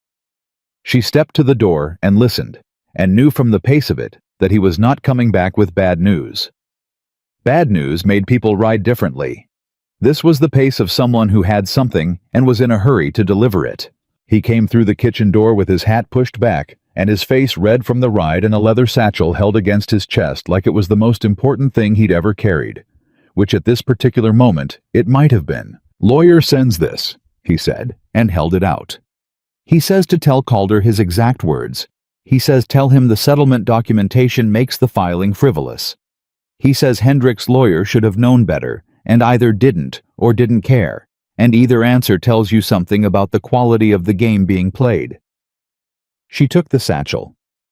"Did he send anything written?" "Inside, a letter and 2 documents. He says the water rights are clean, they've always been clean, and the only reason this filing has any traction is that the county office has a very convenient memory problem." Cody paused. "He also says, and he said to make sure Calder heard this part, he says that the pattern of what's happened in the last week put together looks like something a judge would want to see, if someone documented it properly." She was quiet for a moment. "I documented it," she said. Cody stared at her. "Last night," she said. "After dinner. Tell Calder I have something for him before he rides out." She turned back to the stove. "Now go wash your face and come back for breakfast. You look like you swallowed half the road." He laughed, surprised again, the same surprised laugh she'd pulled out of him on the first morning. He went. She put her hand on the satchel for a moment, feeling the weight of it. Then she put it on the work table where Calder would see it when he came in, and she went back to making breakfast, because whatever happened today, the men needed to eat first. That was a constant. That would always be a constant. Calder came in at 5:15. He saw the satchel. He looked at her. "Cody's back," she said. "Your lawyer says the filing is frivolous, and he can demonstrate it. The letter's inside." She paused. "I also have something for you. Wait until after breakfast." He reached for the satchel. "After breakfast," she said again firmly. "Sit down. Eat something. You're riding into a room full of men who are going to watch how you walk in, and you need to walk in like a man who ate breakfast." He stopped. He looked at her with that expression she'd come to recognize, the one where he was deciding whether to push back and was concluding it wasn't worth it. He sat down. She made his plate herself and put it in front of him and poured his coffee and then went to feed the rest of the men, because that was what the morning required, and she gave every part of herself to what the morning required. The cookhouse was subdued. The men knew what day it was. Word traveled through a ranch at the speed of worry, and every person at that table understood that what happened in Ashford this afternoon would determine things for all of them. She saw it in how they sat, how they ate, how they looked at Calder and then looked at their plates. She watched Calder at the table.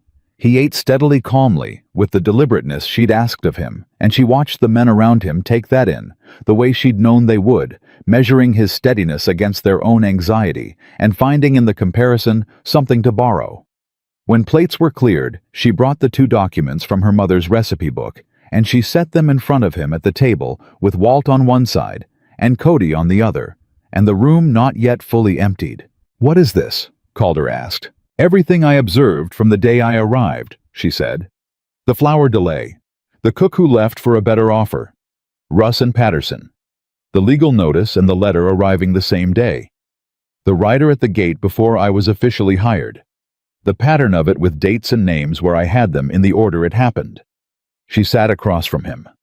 Your lawyer said a documented pattern was something a judge would want to see.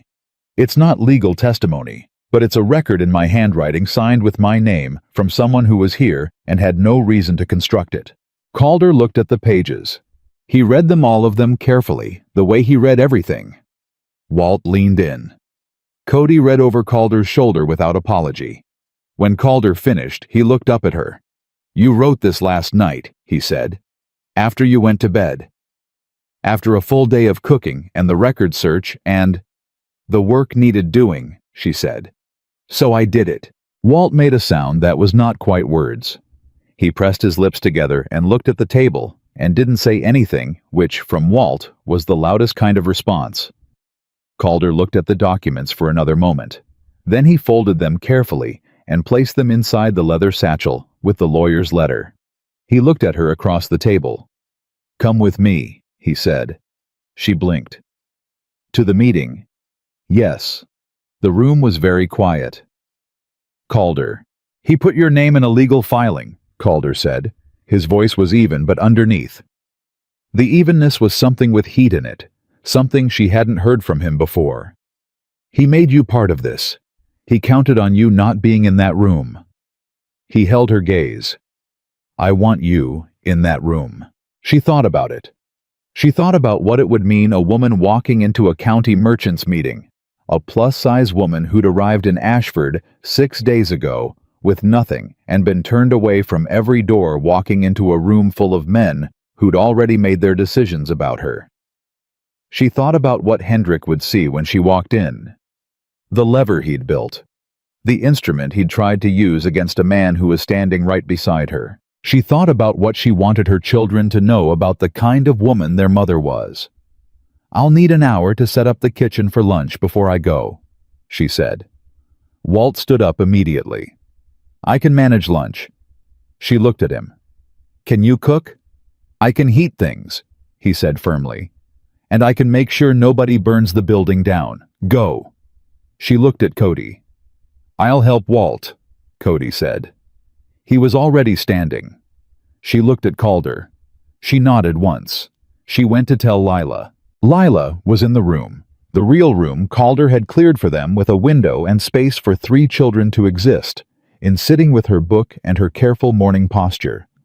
She looked up when Rhea came in.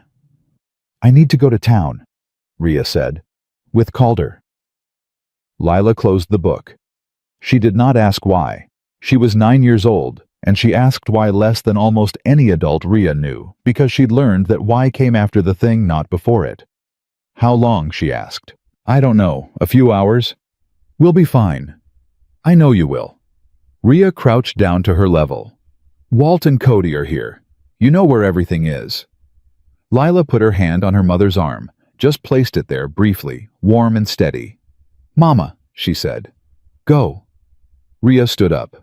She went to the kitchen and she set everything up for lunch, organized it so that the minimum of thinking was required from Walt, labeled what showed him the sequence in 3 sentences, because Walt was smart and didn't need more than 3 sentences. She untied her apron and she hung it on the hook.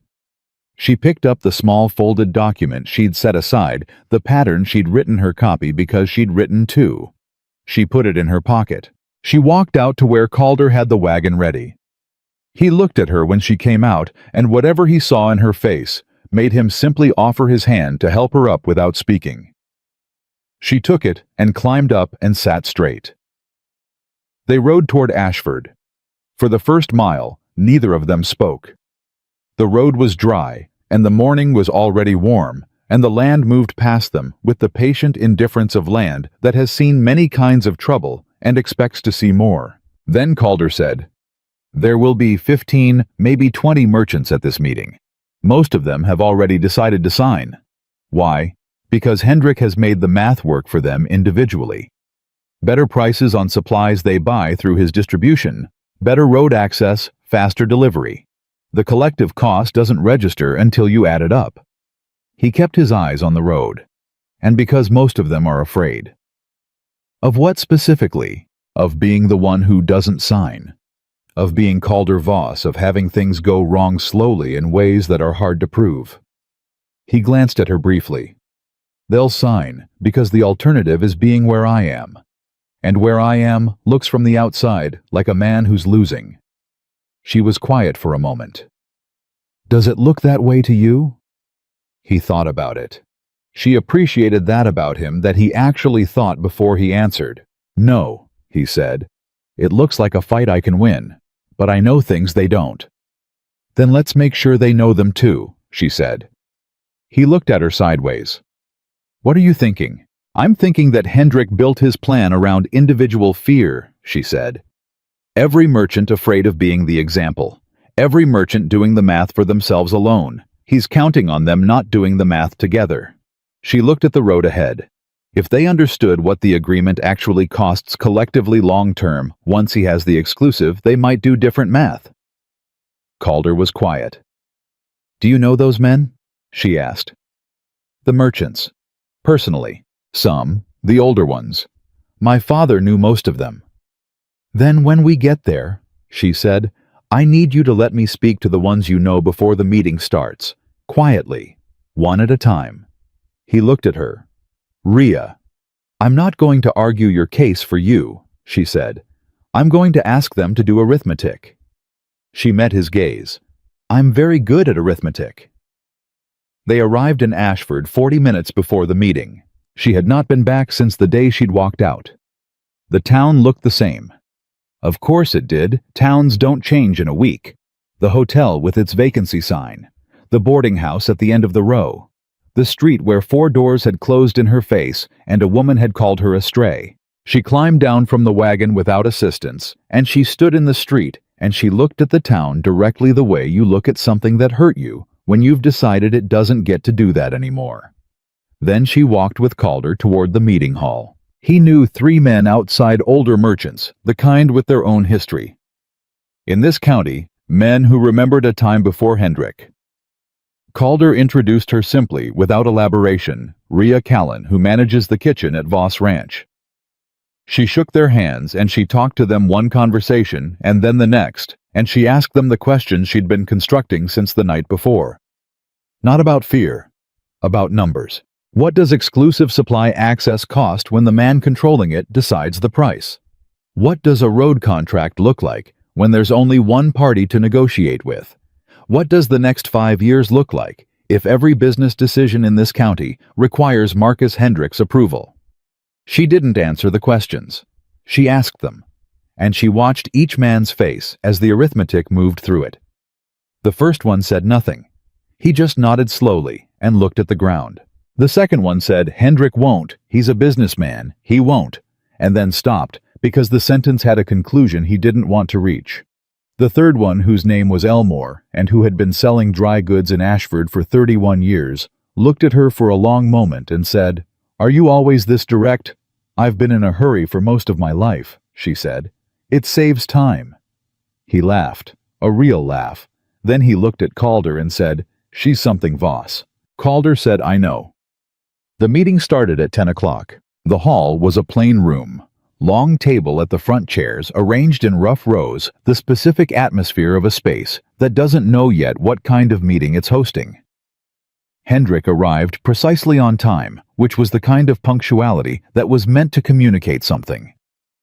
He was large, well-dressed, with a gold watch chain on his vest that caught the light, and he moved through the room with the ease of a man who had already concluded he'd won. He saw Calder. He did not see her immediately, or if he did, he filed it and didn't react. She sat in the second row to Calder's left, and she was still.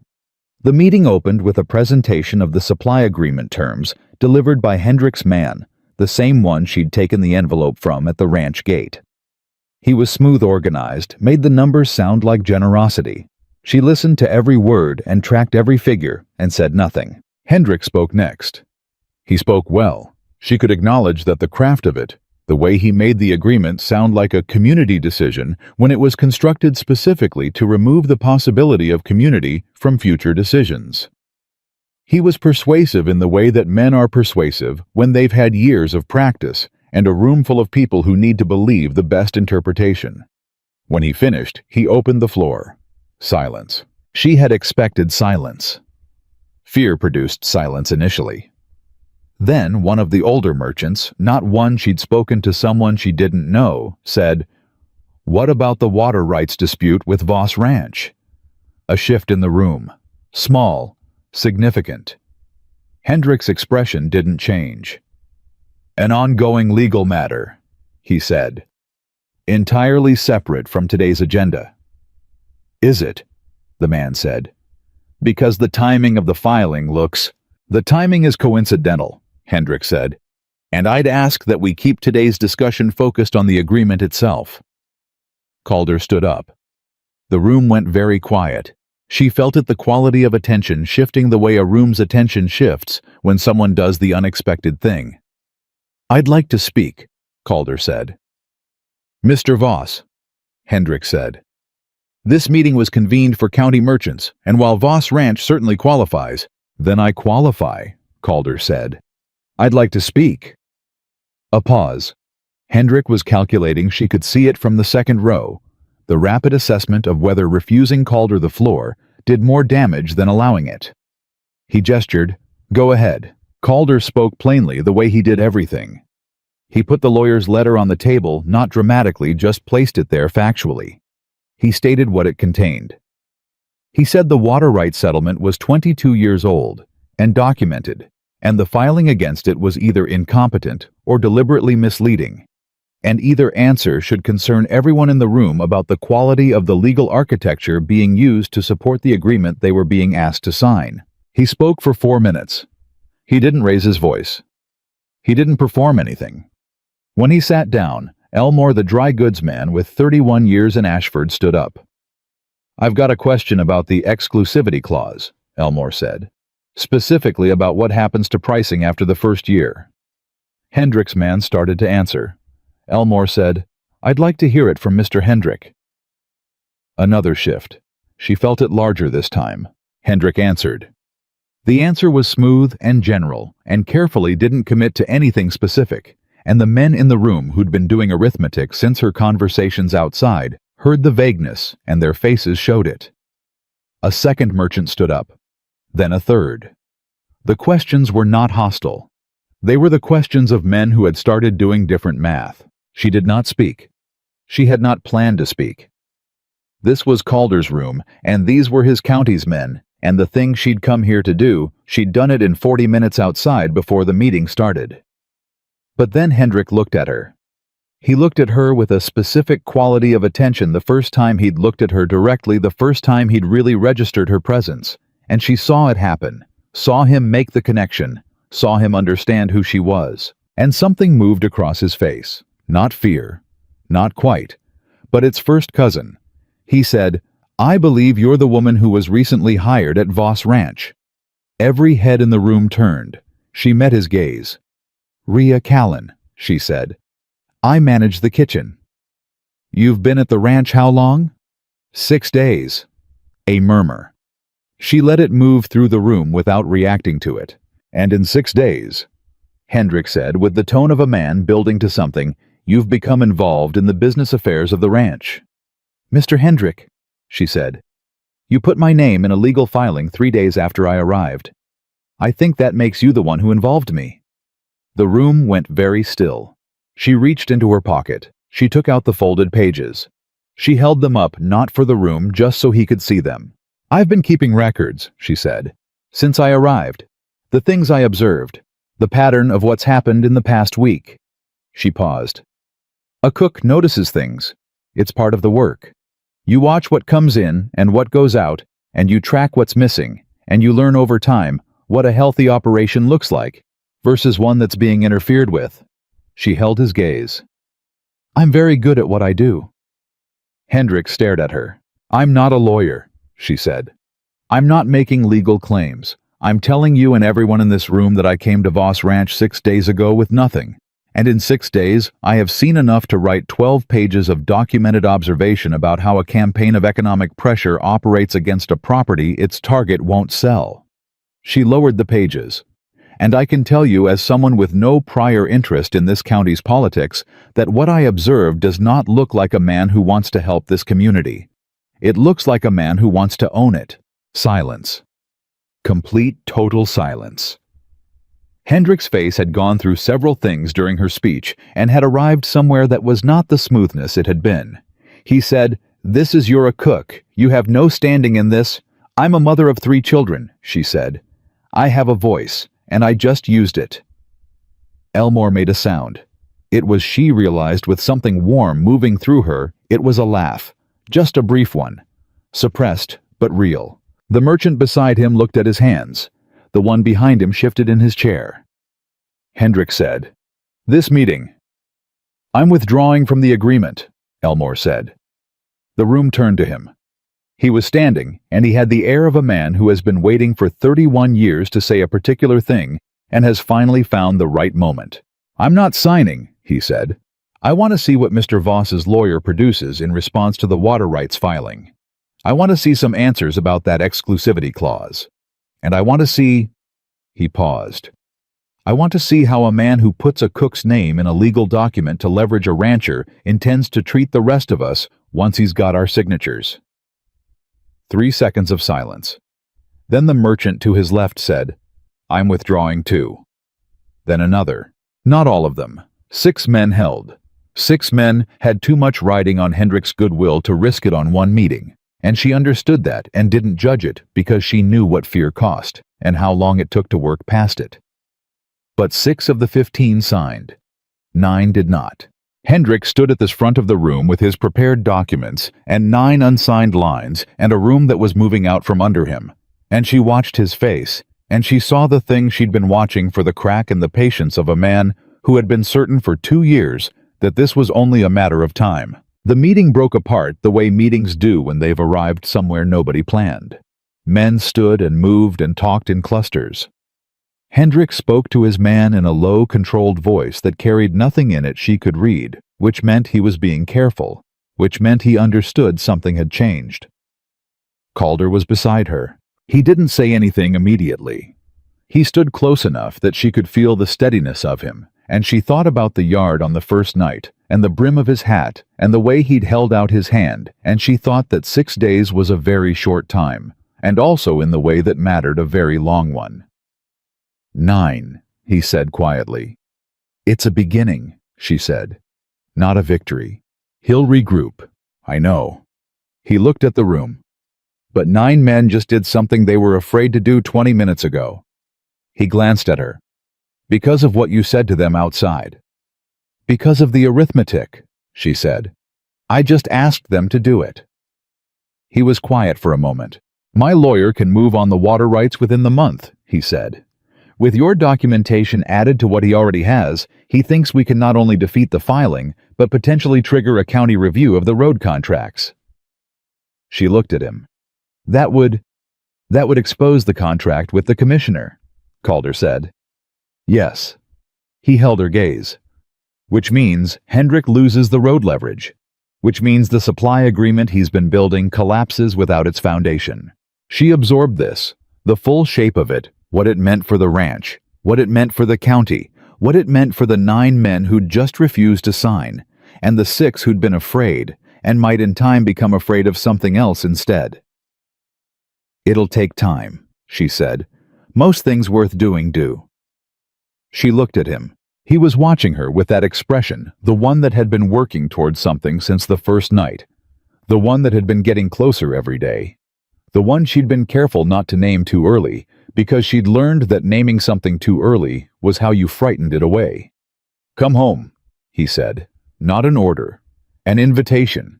The difference was in the way he said home with a weight in it, the weight of a word being given back to someone who'd been without it. She nodded once. They walked out of the meeting hall together.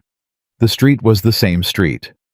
The hotel with its vacancy sign, the boarding house, the dry goods store where 2 men had stood talking 6 days ago.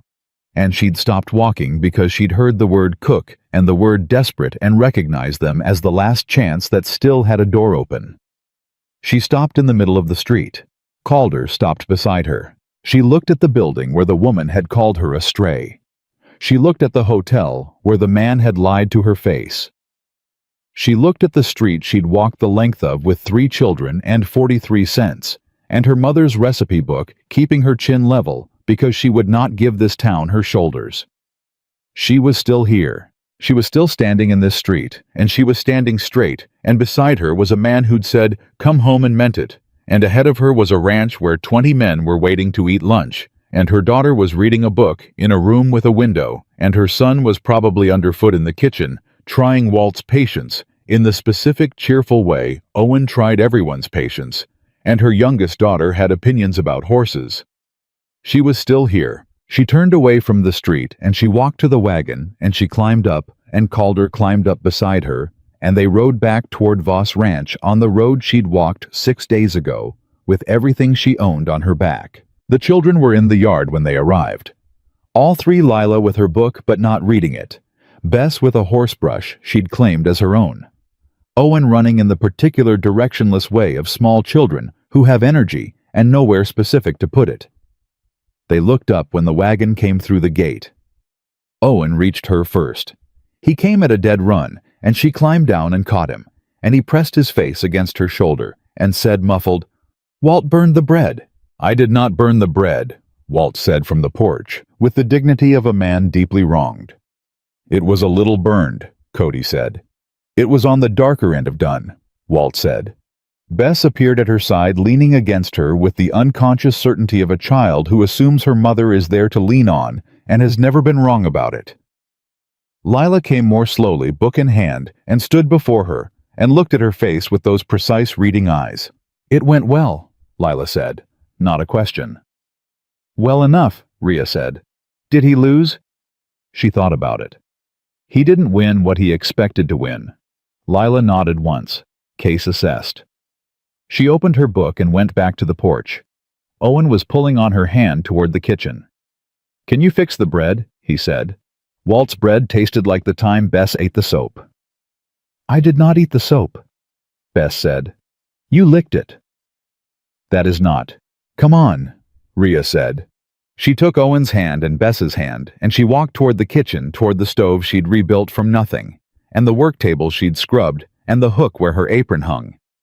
She stopped at the door. Calder was still by the wagon. He was watching her. Not with the assessing stillness of the first night, not with the working toward something of the days between. Just watching with a face that had arrived somewhere and knew it. She looked at him for a moment. Then she took her apron from the hook and tied it on. She had work to do. There was always work to do, and the work was where she lived in the movement between what existed and what she could make of it, in the attention required to turn bare ingredients into something that told people they'd been considered. The men would come in hungry. She would feed them. That was the constant. That had always been the constant. But tonight was different. Tonight the men who came in had refused something they were afraid to refuse, and the ones who'd come back here had refused to leave a place worth staying, and her children were on the porch, and Calder Voss was by the wagon looking at her, like a man who'd found something he hadn't known he was looking for. She turned to the stove. She thought about her mother, who had handed her a recipe book and a set of values wrapped inside it, that feeding people was the most honest kind of love, that care made tangible was the thing that held the world together when everything else was pulling it apart. That a woman who knew how to make something from nothing was never in any circumstance that actually mattered without power. She thought about Owen asking if there would be food. She thought about the answer she'd given, "That's what I'm going to find out," and she thought about everything she had found out since then, about this place, and these people, and the slow, real, unglamorous way that belonging gets built between people who decide to trust each other. She was not the woman the town had looked at. She was not the stray. She was not the too much, the not enough, the woman behind a door she hadn't chosen. She was the woman behind this stove in this kitchen, on this ranch with these children, and this man coming through the door behind her, because the day was done, and the house was warm, and the food was starting, and there was nowhere else either of them needed to be. That evening, around a table that held every man on Voss Ranch. The food was the best she'd ever made. Not because she'd tried harder, but because she finally understood what she was cooking for. Not survival. Not proof. Not the 3 days, or the 6 days, or the arithmetic of making it one more week. She was cooking for the life she had stopped running from and started building instead. And that, in the end, was the only recipe that had ever mattered, the one her mother had been teaching her since before she could reach the counter. Written not in a book, but in every meal made with care. Every door held open. Every hand offered across a table to someone who had none. That a woman who refuses to disappear becomes in time impossible to erase. Ria Callan had walked into Ashford with nothing but a worn recipe book and 3 children and the refusal to stop. She left it with everything that actually counted. And the ranch that took her in was never from that day forward in any danger of losing the thing that made it worth fighting for. She had become its heart. And hearts, once they take hold, do not let go.